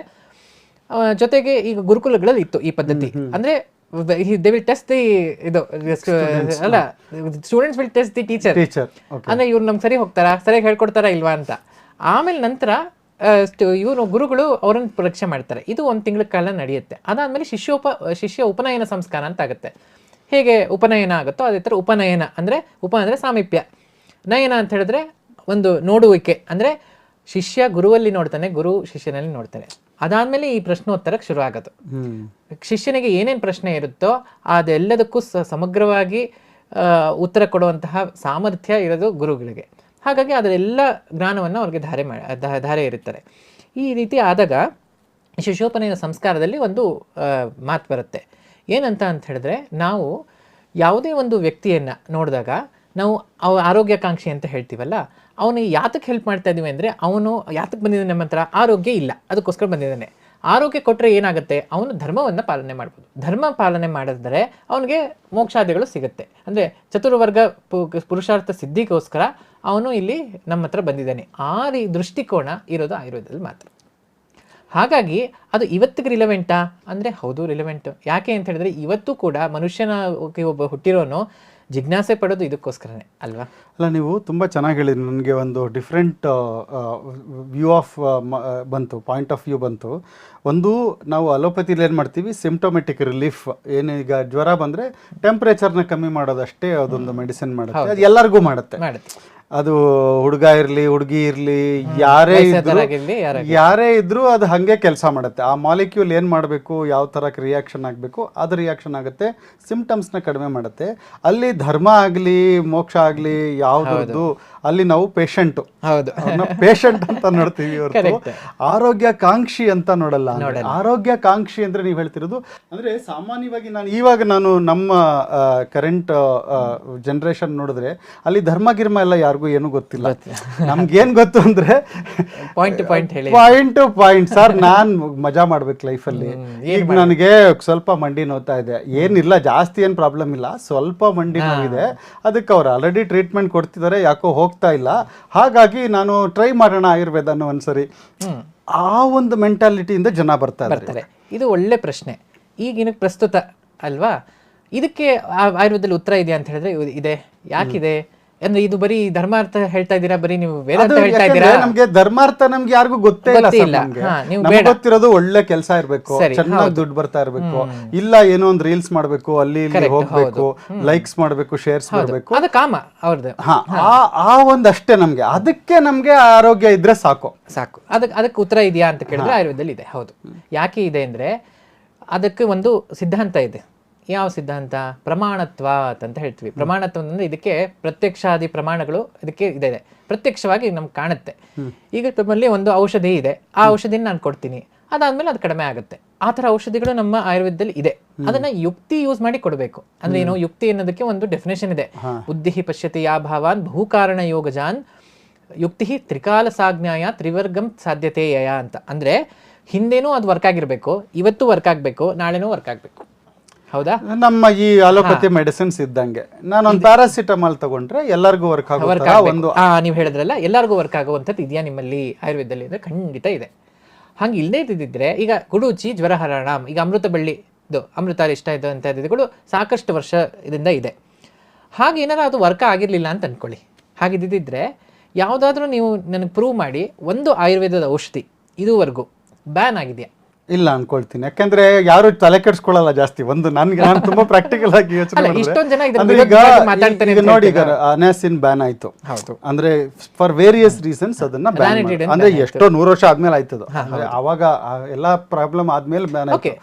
ಬಟ್ ಆ ತರ ನಮ್ಗೆ ಆಯುರ್ವೇದಗಳಲ್ಲಿ ಬ್ಯಾನ್ ಆದದ್ದು ಅಷ್ಟು ಅನ್ಸಲ್ಲ. ಏನೋ ಒಂದು ಈಗ ಕೆಲವೆಲ್ಲ ಔಷಧಿಗಳು ಈ ಪೊಲಿಟಿಕಲ್ ರೀಸನ್ಸ್ಗೆ ಪತಂಜಲಿದು ಒಂದಷ್ಟು ಬ್ಯಾನ್ ಆ ತರ ಆಗಿರ್ಬೋದೇ ಹೊರತು ಮಾಲಿಕ್ಯೂಲ್ ಯಾವುದು ಬ್ಯಾನ್ ಆದಂಗೆ ನನಗೆ ಅಷ್ಟು ಹಾಗೇ ಇಲ್ಲ. ಯಾಕೆ ಆಗಿಲ್ಲ ಅಂತ ಹೇಳಿದ್ರೆ ಪ್ರಮಾಣತ್ವಾತ್, ಪ್ರತ್ಯಕ್ಷ ಅನುಮಾನ ಆಪ್ತೋಪದೇಶಗಳಿಂದ ಸಿದ್ಧವಾಗಿರುವಂತಹ ಸಿದ್ಧಾಂತ ನಮ್ಮಲ್ಲಿ. ಅಂದ್ರೆ ನೀವು ಹೇಳ್ತೀರಾ ಇದೆಲ್ಲ ಅಮೃತ ಬಳ್ಳಿ ತಗೊಂಡ್ರೆ ಅದ್ರದ್ದು ಔಷಧಿಗಳು 5000 ವರ್ಷದ ಹಿಂದೆನೂ ಚರಕ ಸಂಹಿತೆಯಲ್ಲಿ ಹೇಳಿರುವಂತಹದ್ದು ಜ್ವರವನ್ನ ಪ್ರಶಮನ ಮಾಡ್ತಾ ಇತ್ತು. ಇವತ್ತು ಕೂಡ ನೀವು ಗುಡುಚಿನ ತಗೊಂಡಾಗ ಅದು ಪ್ರಶಮನ ಮಾಡುತ್ತೆ. ಡೆಂಗ್ಯೂ ಬಂದಾಗ ನೀವು ಈಗ ಏರಂಡ ಕರ್ಕಟಿ ಅಂದ್ರೆ ಪಪಾಯ ಲೀಫ್ ಜ್ಯೂಸ್ ಅನ್ನ ನೀವು ಕೊಡ್ತಾ ಇದ್ವಿ. ಕ್ಯಾರಿಪ್ರಿಲ್ ಅಂತ ಅವ್ರ ಅಲೋಪತಿಯವರು ಒಂದು ಮಾಡಿದ್ರು, ಅದರಿಂದನೇ ಮಾಲಿಕ್ಯೂಲ್ ತೆಗೆದು. ಅವತ್ತು ಕೂಡ ಅದಕ್ಕೆ ಜ್ವರಹರವಾಗಿ ಆಕ್ಟ್ ಮಾಡ್ತಾ ಇತ್ತು. ಇವತ್ತು ಅದು ಜ್ವರಹರವಾಗಿ ಆಕ್ಟ್ ಮಾಡ್ತಿದೆ. ನೀವು ಭಾಷೆಯನ್ನ ಅಥವಾ ಇದನ್ನ ಚೇಂಜ್ ಮಾಡಿದ ತಕ್ಷಣ ಅದೇನು ಚೇಂಜ್ ಆಗಲಿಲ್ಲ. ಅದರದ್ದೇ ಮಾಲಿಕ್ಯೂಲ್ ನೀವು ಬೇರೆ ರೀತಿ ಕೊಡ್ತಾ ಇದ್ದೀರಾ.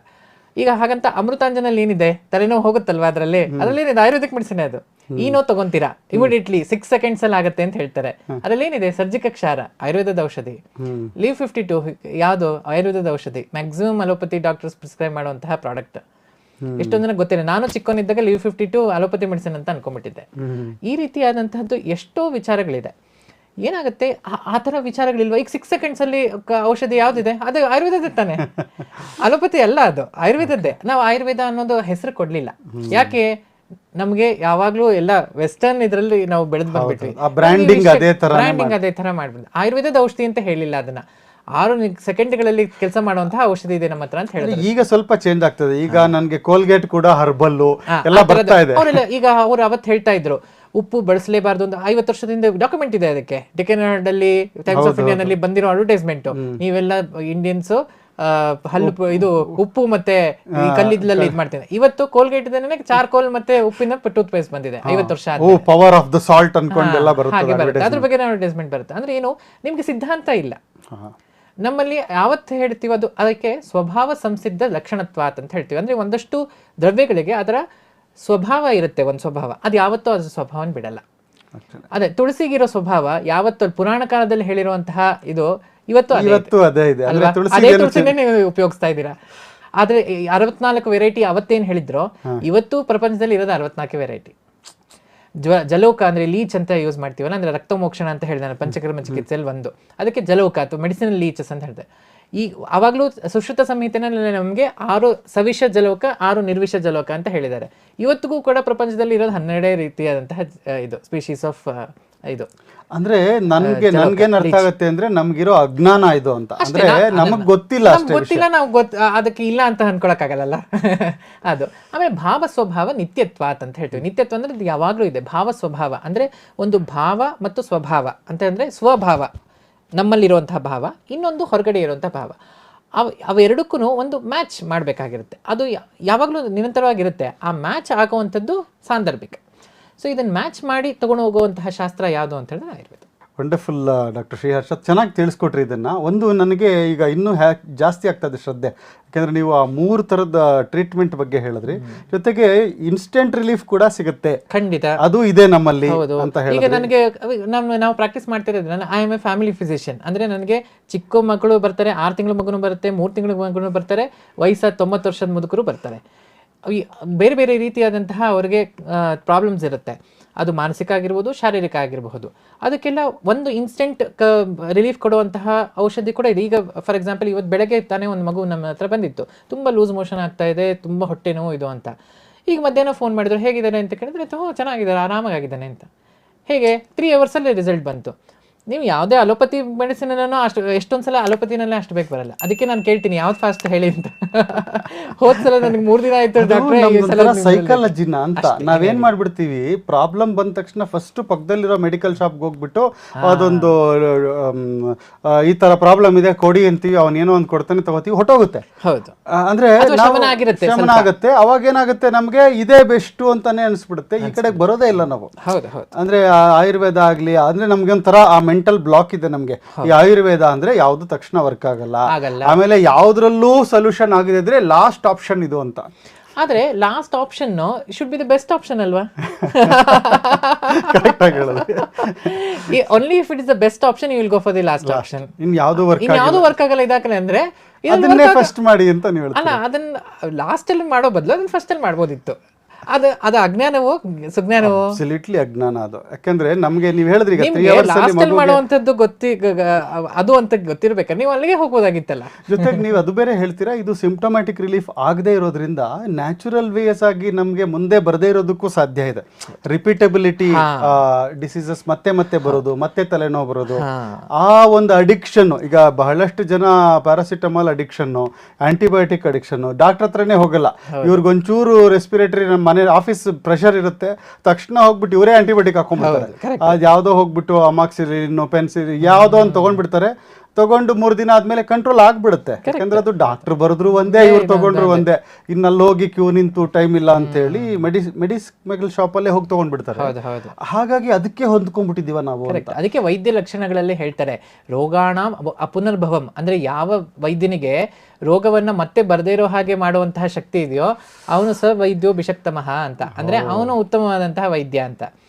ಯಾಕೆಂದ್ರೆ ಅದಕ್ಕೆ ಅಪುನರ್ಭವ ಚಿಕಿತ್ಸೆ ಅಂತ ನಾವು ಪಂಚಕರ್ಮದಲ್ಲಿ ಹೇಳೋದು. ಅಂದ್ರೆ ಪಂಚಕರ್ಮ ಚಿಕಿತ್ಸೆ ತಗೊಂಡ್ರೆ ರೋಗಗಳು ಮತ್ತೆ ಮತ್ತೆ ಮರುಕಳಿಸೋದನ್ನ ನಾವು ತಡೆಗಟ್ಟಬಹುದು ಅಂತ. ಸರ್, ಕೊನೆಯದಾಗಿ ನಾನೊಂದು ಒಂದೇ ಒಂದು ಪ್ರಶ್ನೆ ಕೇಳೋದಾದ್ರೆ, ಈ ಆಯುರ್ವೇದದ ಬೆನಿಫಿಟ್ಸ್, ಯಾಕಂದ್ರೆ ಮೊದಲು ನಮಗೆ ತುಂಬಾ ಅಜ್ಞಾನ ಇದೆ, ನಮ್ಮಲ್ಲೇ ಮೆಂಟಲ್ ಬ್ಲಾಕ್ಸ್ ಇದೆ. ನಾನು ಹೇಳ್ದಂಗೆ ನಾವು ಆಯುರ್ವೇದ ಅಂದ ತಕ್ಷಣನೇ ಅದು ಯಾವುದೋ ಒಂದು ತುಂಬಾ ಕ್ರಿಟಿಕಲ್ ಪ್ರಾಬ್ಲಮ್ಮು, ಇದು ಸೆಕೆಂಡ್ ಆಪ್ಷನ್ ಅಂತ ಇಟ್ಕೋತೀವಿ, ಥರ್ಡ್ ಆಪ್ಷನ್ ಅಂತ ಇಟ್ಕೊಳ್ತೀವಿ. ಆ ಬ್ಲಾಕ್ಸ್ನೆಲ್ಲ ರಿಲೀವ್ ಮಾಡ್ಕೋಬೇಕು ಅಂದ್ರೆ ಈ ಡೇ ಟು ಡೇ ಬೆನಿಫಿಟ್ಸ್ ಅಲ್ಲಿ ಯಾವ ತರ ನಮಗೆ, ಯಾಕಂದ್ರೆ ಫಸ್ಟ್ ನಂಬಿಕೆ ಬರ್ಬೇಕು ನಮಗೆ. ಈಗ ನನಗೆ ಸಣ್ಣ ಸಣ್ಣ ಪ್ರಾಬ್ಲಮ್ ಹೋಗುತ್ತೆ ಅಂತ ಗೊತ್ತಾದ್ರೆ ನಾನು ಅದನ್ನ ಅವಾಯ್ಡ್ ಮಾಡ್ಬೋದು. ಈ ಮೆಡಿಕಲ್ ಶಾಪ್ಗೆ ಹೋಗೋದು, ಈ ಪ್ಯಾರಾಸಿಟಮಾಲ್ಸು, ನಮ್ಮಲ್ಲಂತೂ ಯಾವಾಗ್ಲೂ ಒಂದು ಡಬ್ಬ ಇದ್ದೇ ಇರುತ್ತೆ. 2 ಶೀಟ್ ಸಿಟ್ರಸಿನ್ ಇರುತ್ತೆ, 2 sheet cough and cold preparation. ಯಾಕಂದ್ರೆ ಒಂಥರ ರಾತ್ರಿ ಯಾವಾಗ್ಲೂ 12:15 ಏನೋ ಆಗೋಗ್ಬಿಟ್ರೆ ಬೆಳಗ್ಗೆ ಮೀಟಿಂಗ್ ಇರುತ್ತೆ, ಸೊ ಇಟ್ಕೊಂಡ್ಬಿಟ್ಟಿರ್ತೀವಿ ನಾವು. ಅದನ್ನ ನಾವು ತಪ್ಪಿಸ್ಬೇಕು ಅಂದ್ರೆ ನಾವು ದಿನನಿತ್ಯದಲ್ಲಿ ಏನು ನಾವು ಮಾಡಬಹುದು ಆ ನಂಬಿಕೆ ಬರೋದಕ್ಕೆ ಅನ್ನೋದಾದ್ರೆ? ಒಂದು, ನಮ್ಮಲ್ಲಿ ಆಯುರ್ವೇದದಲ್ಲಿ ಮುಖ್ಯವಾಗಿ ಹೇಳುವಂಥದ್ದು ನಾವು ದಿನಚರ್ಯೆ ಮತ್ತು ಋತುಚರ್ಯೆಯನ್ನು ಪಾಲನೆ ಮಾಡಬೇಕು ಅಂತ. ಅಂದರೆ ಋತುಚರ್ಯೆ ಅಂತ ಹೇಳಿದ್ರೆ ನಮಗೆ ಏನೇ ಆಗಲಿ, ಎಷ್ಟೇ ಪ್ರಪಂಚ ಚೇಂಜ್ ಆಗಲಿ, ಎಷ್ಟೇ ಪೊಲ್ಯೂಷನ್ ಇರಲಿ, ಏನಾರ ಇರಲಿ, ಕ್ಲೈಮೇಟ್ ಚೇಂಜ್ ಅಂತ ಹೇಳ್ತೀವಿ. ಆದರೂ ಆ ಕ್ಲೈಮೇಟ್ ಅಂತೂ ಚೇಂಜ್ ಆಗ್ತಾ ಇದೆ, ಅಂದರೆ ವೆದರ್ ಅಂತೂ ಚೇಂಜ್ ಆಗ್ತಾ ಇದೆ. ಹೌದಾ? ಶುರು ಆಯಿತು, ಇದು ಜಾಸ್ತಿ ಕಡಿಮೆ ಆಗ್ತಾ ಇದೆ ಹೊರತು. ಅಂದ್ರೆ ನಾವು ಅನ್ಕೊಂತೀವಿ 5 ವರ್ಷದಿಂದ ಹಿಂಗಿರ್ಲಿಲ್ಲ, ಈ ಸಲ ತುಂಬ ಚಳಿ ಇದೆ ಅಂತ, ಅಥವಾ ಈ ಸಲ ತುಂಬ ಬೇಸಿಗೆ ಇದೆ, ಬೆಂಗಳೂರಲ್ಲಿ ಇಂಥ ಬಿಸಿಲೇ ನೋಡಿರಲಿಲ್ಲ ಅಂತ. ಸರಿ, ಆದರೆ ಅದು ಆಗ್ತಾ ಇದೆ ಅಲ್ವಾ? ಚೇಂಜ್ ಅಂತೂ ಆಗ್ತಾ ಇದೆ. ಆ ಚೇಂಜ್ ಅನುಸಾರವಾಗಿ ನಾವೇನಾರ ಚೇಂಜ್ ಮಾಡ್ಕೊಳ್ತಾ ಇದೀವಾ? ಏನಿಲ್ಲ, ಇಲ್ಲ. ಅಂದರೆ ನಾವು ಆಹಾರ ಪದ್ಧತಿನಲ್ಲಿ ಚೇಂಜ್ ಮಾಡಿದೆ. ಬೆಳಗ್ಗೆ ಏನು ತಿಂಡಿ ಮಾಡ್ತೀವೋ ಅದೇ ದೋಸೆ, ಅದೇ ಉಪ್ಪಿಟ್ಟು, ಅದೇ ಚಟ್ನಿ, ಅದನ್ನೇ ಮಾಡ್ತಾ ಇದ್ವಿ. ಬೇಸಿಗೆ ಕಾಲದಲ್ಲೂ ಅದನ್ನೇ ಮಾಡ್ತಾ ಇದ್ದೀವಿ, ಚಳಿಗಾಲದಲ್ಲೂ ಅದನ್ನೇ ಮಾಡ್ತಾ ಇದ್ವಿ. ಅದೇ ಆಹಾರ ತೊಗೊತಾ ಇದ್ದೀವಿ, ಅದೇ ಪ್ರಮಾಣ ತೊಗೊತಾ ಇದ್ದೀವಿ, ಅದೇ ರೀತಿಯಾದಂತಹ ಅಪಥ್ಯಗಳನ್ನು ಮಾಡ್ತಾ ಇದ್ವಿ. ಎಲ್ಲ ಟೈಮಲ್ಲೂ ಎಲ್ಲಾನು ಮಾಡ್ತಾ ಇದೀವಿ. ಈ ರೀತಿ ಮಾಡಿದ್ರೆ ನಮ್ಗೆ ಹೇಗೆ? ನೀವು ಹೇಳಿದಾಗ ಜ್ಞಾಪಕಕ್ಕೆ ಬಂತು, ಮೊನ್ನೆ ನಾವು ಜ್ಯೂಸ್ ಕುಡಿಯೋಕ್ಕೆ ಅಂತ ನನ್ನ ಮಗನ ಜೊತೆ ಹೋಗಿದ್ದೆ. ಅವನಲ್ಲಿ ನೋಡ್ದ ಮ್ಯಾಂಗೋ ಜ್ಯೂಸ್ ಬೇಕು ಅಂದ. ಅವ್ನು ಕೊಡ್ತೀನಿ ಅಂದ. ನಾನಂದ್ರೆ ಈ ಟೈಮಲ್ಲಿ ಯಾಕಪ್ಪ ಮ್ಯಾಂಗೋ ಜ್ಯೂಸ್ ತಗೋತೀಯಾ? ಇದು ಈ ಮ್ಯಾಂಗೋ ಏನಿದ್ರು ಮಾರ್ಚ್ ಏಪ್ರಿಲ್ ಅಲ್ಲಿ ತಗೋಬೇಕು, ಫ್ರೆಶ್ ಫ್ರೂಟ್ ಇದೆ ಸಾರ್, ಮಾಡ್ಕೊಡ್ತೀನಿ ಅಂದ ಅವನು. ಅಂದ್ರೆ ನೀವೇನು ಹೇಳ್ತೀವಿ, ನಾವು ಯಾವಾಗ ಏನು ತಿನ್ಬೇಕು ಅಂತ ನಮಗೆ ಗೊತ್ತಿಲ್ಲ. ಸೊ ಎಲ್ಲ ಟೈಮಲ್ಲಿ ಎಲ್ಲ ಸಿಗುತ್ತೆ ಇವಾಗ.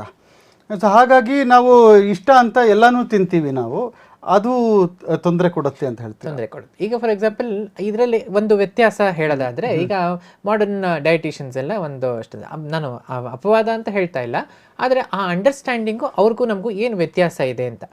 ಅವರು ಯಾವಾಗಲೂ ನೀವು ಸೊಪ್ಪು ತಿನ್ನಿ, ತರಕಾರಿ ತಿನ್ನಿ, ಇದು ಅಂತೆಲ್ಲ ಹೇಳ್ತಾರೆ. ಆದರೆ ನಮ್ಮಲ್ಲಿ ಒಂದು ಭಾರತೀಯ ಪದ್ಧತಿಗಳಲ್ಲಿ ಎಲ್ಲ ಹಬ್ಬಗಳಲ್ಲೂ ಒಂದೊಂದು ವಿಶೇಷವಾದಂತಹ ಪದಾರ್ಥಗಳು ಇರುವಂಥದ್ದಿದೆ.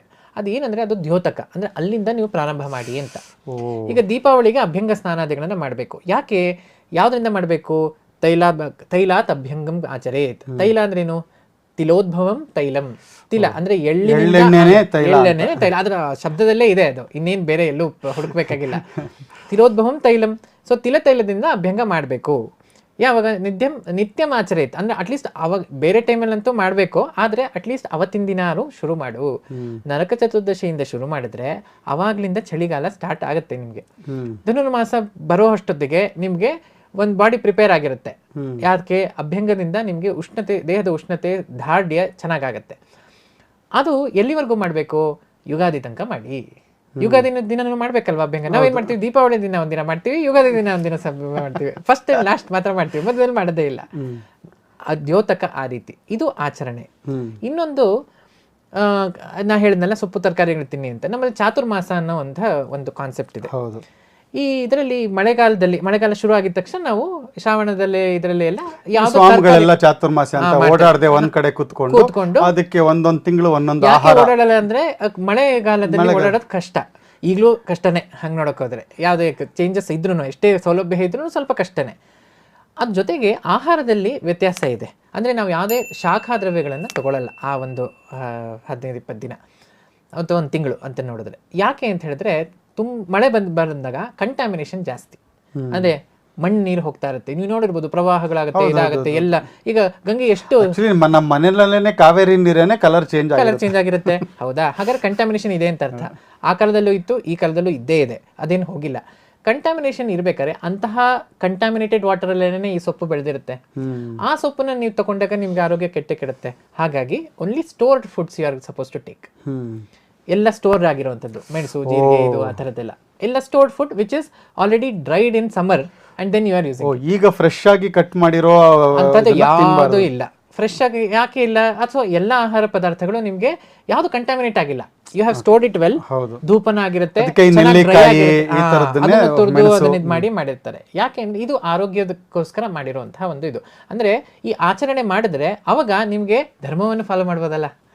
ಇಲ್ಲಾಂದ್ರೆ ನನಗೆ ಕಂಟಾಮಿನೇಷನ್ ಆಗಿರುವಂತಹ ಸೊಪ್ಪು ತಿಂದ್ರೆ ಲೂಸ್ ಮೋಷನ್ ಆಗುತ್ತೆ, ಅವಾಗ ನಾನು ದೇವ್ರ ಪೂಜೆ ಮಾಡಕ್ ಆಗಲ್ಲ ಅಲ್ವಾ? 2 ದಿನ ನೀವು ಹೇಳೋದು ಈ ಋತುಚರ್ಯ ದಿನಚರ್ಯ ಕಾಲಕ್ಕೆ ಸರಿಯಾಗಿ ಬದುಕುವಂತದ್ದು ಮುಖ್ಯ ಆಗುತ್ತೆ.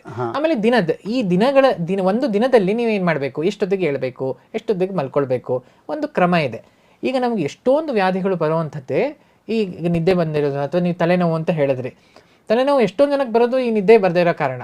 ಅಂದ್ರೆ ಯಾಕೆ ನಿದ್ದೆ ಮಾಡಲ್ಲ ಅಂತ ಹೇಳಿದ್ರೆ 1 ಗಂಟೆ 2 ಗಂಟೆ ತನಕ ಅವ್ರು ಏನೋ ಕೆಲಸ ಮಾಡ್ತಾ ಇರ್ತಾರೆ, ಅನಿವಾರ್ಯ ಇರಬಹುದು ಈ ಶಿಫ್ಟ್ ಡ್ಯೂಟಿ. ಯಾಕಂದ್ರೆ ನಾವು ಇಂಡಿಯನ್ಸ್ ತುಂಬಾ ಅಡ್ಜಸ್ಟ್ ಮಾಡ್ಕೊಳ್ಳೋದು ಜಾಸ್ತಿ. ಈಗ ನೋಡಿರಬಹುದು ಎಲ್ಲಾ ಟೈಮಿಂಗ್ ಒಂದು ಬರುತ್ತೆ ಅಂದ್ರೆ ನಾವು ಎಲ್ಲಿಗೆ ಬೇಕೋ ಅಡ್ಜಸ್ಟ್ ಮಾಡ್ಕೊಳ್ಳಿ. ಈಗ ಎಲ್ಲ ನಂದು ಆಸ್ಟ್ರೇಲಿಯನ್ ಶಿಫ್ಟ್ ಡಾಕ್ಟ್ರೆ, ನಂದು UK ಶಿಫ್ಟ್, ನಂದು ಹಾಗಾಗಿ ಮಾಡ್ಲೇಬೇಕಾಗುತ್ತೆ, ನನಗೆ ಆಪ್ಷನ್ನೇ ಇಲ್ಲ US ಶಿಫ್ಟ್. ಅದಕ್ಕೆ ನಾನು ಅವ್ರ ಮರು ಪ್ರಶ್ನೆ ಕೇಳ್ತೀನಿ, ಎಲ್ಲರೂ ಇದನ್ನೇ ಹೇಳ್ತಿರಲ್ಲ, ಆ US-ನವ್ರು ಯಾಕೆ ಇಂಡಿಯನ್ ಶಿಫ್ಟ್ ಮಾಡಲ್ಲ ಅಲ್ವಾ? ನಾವು ಮಾತ್ರ ಎಲ್ಲಾ ಪ್ರಪಂಚದ ಎಲ್ಲ ದೇಶಗಳ ಶಿಫ್ಟ್ ಮಾಡ್ತೀವಿ, ಅವ್ರು ಮಾತ್ರ ಯಾರು ನಮ್ ಶಿಫ್ಟ್ ಮಾಡಲ್ಲ. ನಮ್ಮ ಆರೋಗ್ಯನ ನಾವು ಕಾಂಪ್ರಮೈಸ್ ಮಾಡ್ಕೊಳಕ್ ರೆಡಿ ಇದೀವಿ ಅಲ್ವಾ? ನಾವು ರಾತ್ರಿ ಜಾಗರಣ ರೂಕ್ಷಂ ಅಂತ ಹೇಳ್ತೀವಿ. ಅಂದ್ರೆ ರಾತ್ರಿ ಜಾಗರಣ ಮಾಡೋದ್ರಿಂದ ತುಂಬಾ ರೂಕ್ಷತೆ, ಅಂದ್ರೆ ಡ್ರೈನೆಸ್ ಆಗುತ್ತೆ ಶರೀರದಲ್ಲಿ. ಅಂದ್ರೆ ಸರಿಯಾಗಿ ನೀರು ಕುಡಿಯೋಕ್ಕಾಗಲ್ಲ. ರಾತ್ರಿ ಯಾರು ನೀರು ಕುಡಿಯೋದು ತುಂಬಾ ಕಡಿಮೆ, ತುಂಬಾ ವಿರಳ. ಹಾಗೆ ಅದಕ್ಕೆ ಸೊಲ್ಯೂಷನ್ಸ್ ಇದೆಯಾ? ಇದೆ. ರಾತ್ರಿ ಜಾಗರಣ ಮಾಡೋದಾದ್ರೆ ನಮ್ಗೊಂದು ಫಾರ್ಮುಲಾ ಇದೆ. ಯಾಕೆ ಅಂದ್ರೆ ಇದು ಏನು ಹೊಸದಲ್ಲ ಈ ನೈಟ್ ಶಿಫ್ಟ್ ಮಾಡೋದು. ಸುಶ್ರುತ ಸಂಹಿತೆಯಲ್ಲಿ ಯುಕ್ತ ಸೇನೆಯ ಅಧ್ಯಾಯ ಅಂತ ಒಂದು ಅಧ್ಯಾಯ ಇದೆ. ಯುಕ್ತ ಸೇನೆ ಅಂದ್ರೆ ಸೇನೆಯಲ್ಲಿ ಅಂದ್ರೆ ಸೈನಿಕರು, ಅವಾಗೆಲ್ಲ ತುಂಬಾ ಸೈನಿಕರು ಇರ್ತಿದ್ರು. ಈಗ ಮಹಾಭಾರತದಲ್ಲಿ ನೋಡ್ತೀವಿ ಅಕ್ಷೋಹಿಣಿ ಸೈನ್ಯಗಳು ಅಂತ, ಅಂದ್ರೆ ಸಾವಿರಾರು ಲಕ್ಷಾಂತರ ಜನ ಇದ್ರು. ಅವರೆಲ್ಲ ನೈಟ್ ಶಿಫ್ಟ್ ಮಾಡ್ಲೇಬೇಕಲ್ಲ. ರಾತ್ರಿಯ ಪಾಳೆ ಇರುತ್ತಲ್ಲ, ರಾತ್ರಿ ಎಷ್ಟೊಂದು ಜನ, ಅದು ಏನು 1000, 2000, 3000 ಜನ ಇರ್ತಿದ್ರು. ಹಾಗಾದ್ರೆ ಅವರೆಲ್ಲ ಹೇಗೆ ಮೇಂಟೈನ್ ಮಾಡ್ತಾ ಇದ್ರು? ಅವರು ಆರೋಗ್ಯವಾಗಿದ್ರು, ಅವರು ಆಯುರ್ವೇದ ಫಾಲೋ ಮಾಡ್ತಿದ್ರು. ಯಾಕಂದ್ರೆ ಅವಾಗ ಇದ್ದಿದ್ದ ಆಪ್ಷನ್ ಒಂದೇ ಇದ್ದಿದ್ದು. ಈಗ 100 ವರ್ಷದ ಹಿಂದೆ ಇದ್ದಿದ್ದು ಆಯುರ್ವೇದ ಒಂದೇ ಅಲ್ವಾ? 100 ವರ್ಷ ಈಗ ನೀವು ಕೇಳ್ತಾ ಇದೀವಿ ಪ್ರಶ್ನೆ, ಮಾಡರ್ನ್ ಮೆಡಿಸಿನ್ ಇದೆಯಲ್ಲ, ನಮ್ಗೆ ಯಾಕೆ ಆಯುರ್ವೇದ ಬೇಕು ಅಂತ. ಇಷ್ಟು ವರ್ಷ ಇರ್ಲಿಲ್ವಲ್ಲ ಅಲೋಪತಿ, 2000 ವರ್ಷದ ಹಿಂದೆ ಇರ್ಲಿಲ್ವಲ್ಲ, ಆರೋಗ್ಯವಾಗಿದ್ರಲ್ವಾ? ಅವರೆಲ್ಲ 100-120 ವರ್ಷ ತನಕ ಬದುಕಿದಾರಲ್ವಾ? ಹಾಗಾದ್ರೆ ಅವರೆಲ್ಲ ಹೇಗೆ ಬದುಕಿದ್ರು? ಈ ನೈಟ್ ಶಿಫ್ಟ್ ಮಾಡ್ತಿದ್ರು. ಅದಕ್ಕೊಂದು ಫಾರ್ಮುಲಾ ಇದೆ. ಸಿಂಪಲ್ ಆಗಿ ಹೇಳೋದಾದ್ರೆ ಅದ್ರಲ್ಲಿ ಹೇಳ್ತಾರೆ, ಅಂದ್ರೆ ನೀವು ಎಷ್ಟು ನಿದ್ದೆನ ಕಾಂಪ್ರಮೈಸ್ ಮಾಡಿದಿರೋ, ಬೆಳಗ್ಗೆ ನಿದ್ದೆ ಮಾಡೋದಾದ್ರೆ ಅದರ ಅರ್ಧನ ನೀವು ಕಾಂಪನ್ಸೇಟ್ ಮಾಡ್ಬೋದು. ಈಗ ಫಾರ್ ಎಕ್ಸಾಂಪಲ್ ನೀವು 10 ಗಂಟೆಯಿಂದ 6 ಗಂಟೆ ತನಕ ನಿದ್ದೆ ಮಾಡ್ತಾ ಇದ್ರೆ 8 ಅವರು, 10 ಗಂಟೆಯಿಂದ ನಿಮ್ದು 2 ಗಂಟೆ ತನಕ ಶಿಫ್ಟ್ ಇದೆ ಅಂದ್ರೆ ನೀವು 4 ಅವರು ನೀವು ನಿದ್ದೆನ ಕಾಂಪ್ರಮೈಸ್ ಮಾಡ್ಕೊಂಡಿದ್ದೀರಾ. ಹಾಗಾಗಿ ನೀವು ಬೆಳಗ್ಗೆ ಅದನ್ನು ಕಂಟಿನ್ಯೂ ಮಾಡ್ಬೇಕಾದ್ರೆ ನಿದ್ದೆನ ಅದರ ಹಾಫ್ ಮಾತ್ರ ಕಾಂಪನ್ಸೇಟ್ ಮಾಡ್ಬೋದು. ಅಂದರೆ ಸೂರ್ಯೋದಯ ಆದಮೇಲೆ ನೀವು 2 ಗಂಟೆ ನಿದ್ದೆ ಮಾಡ್ಬೋದು, 4/2.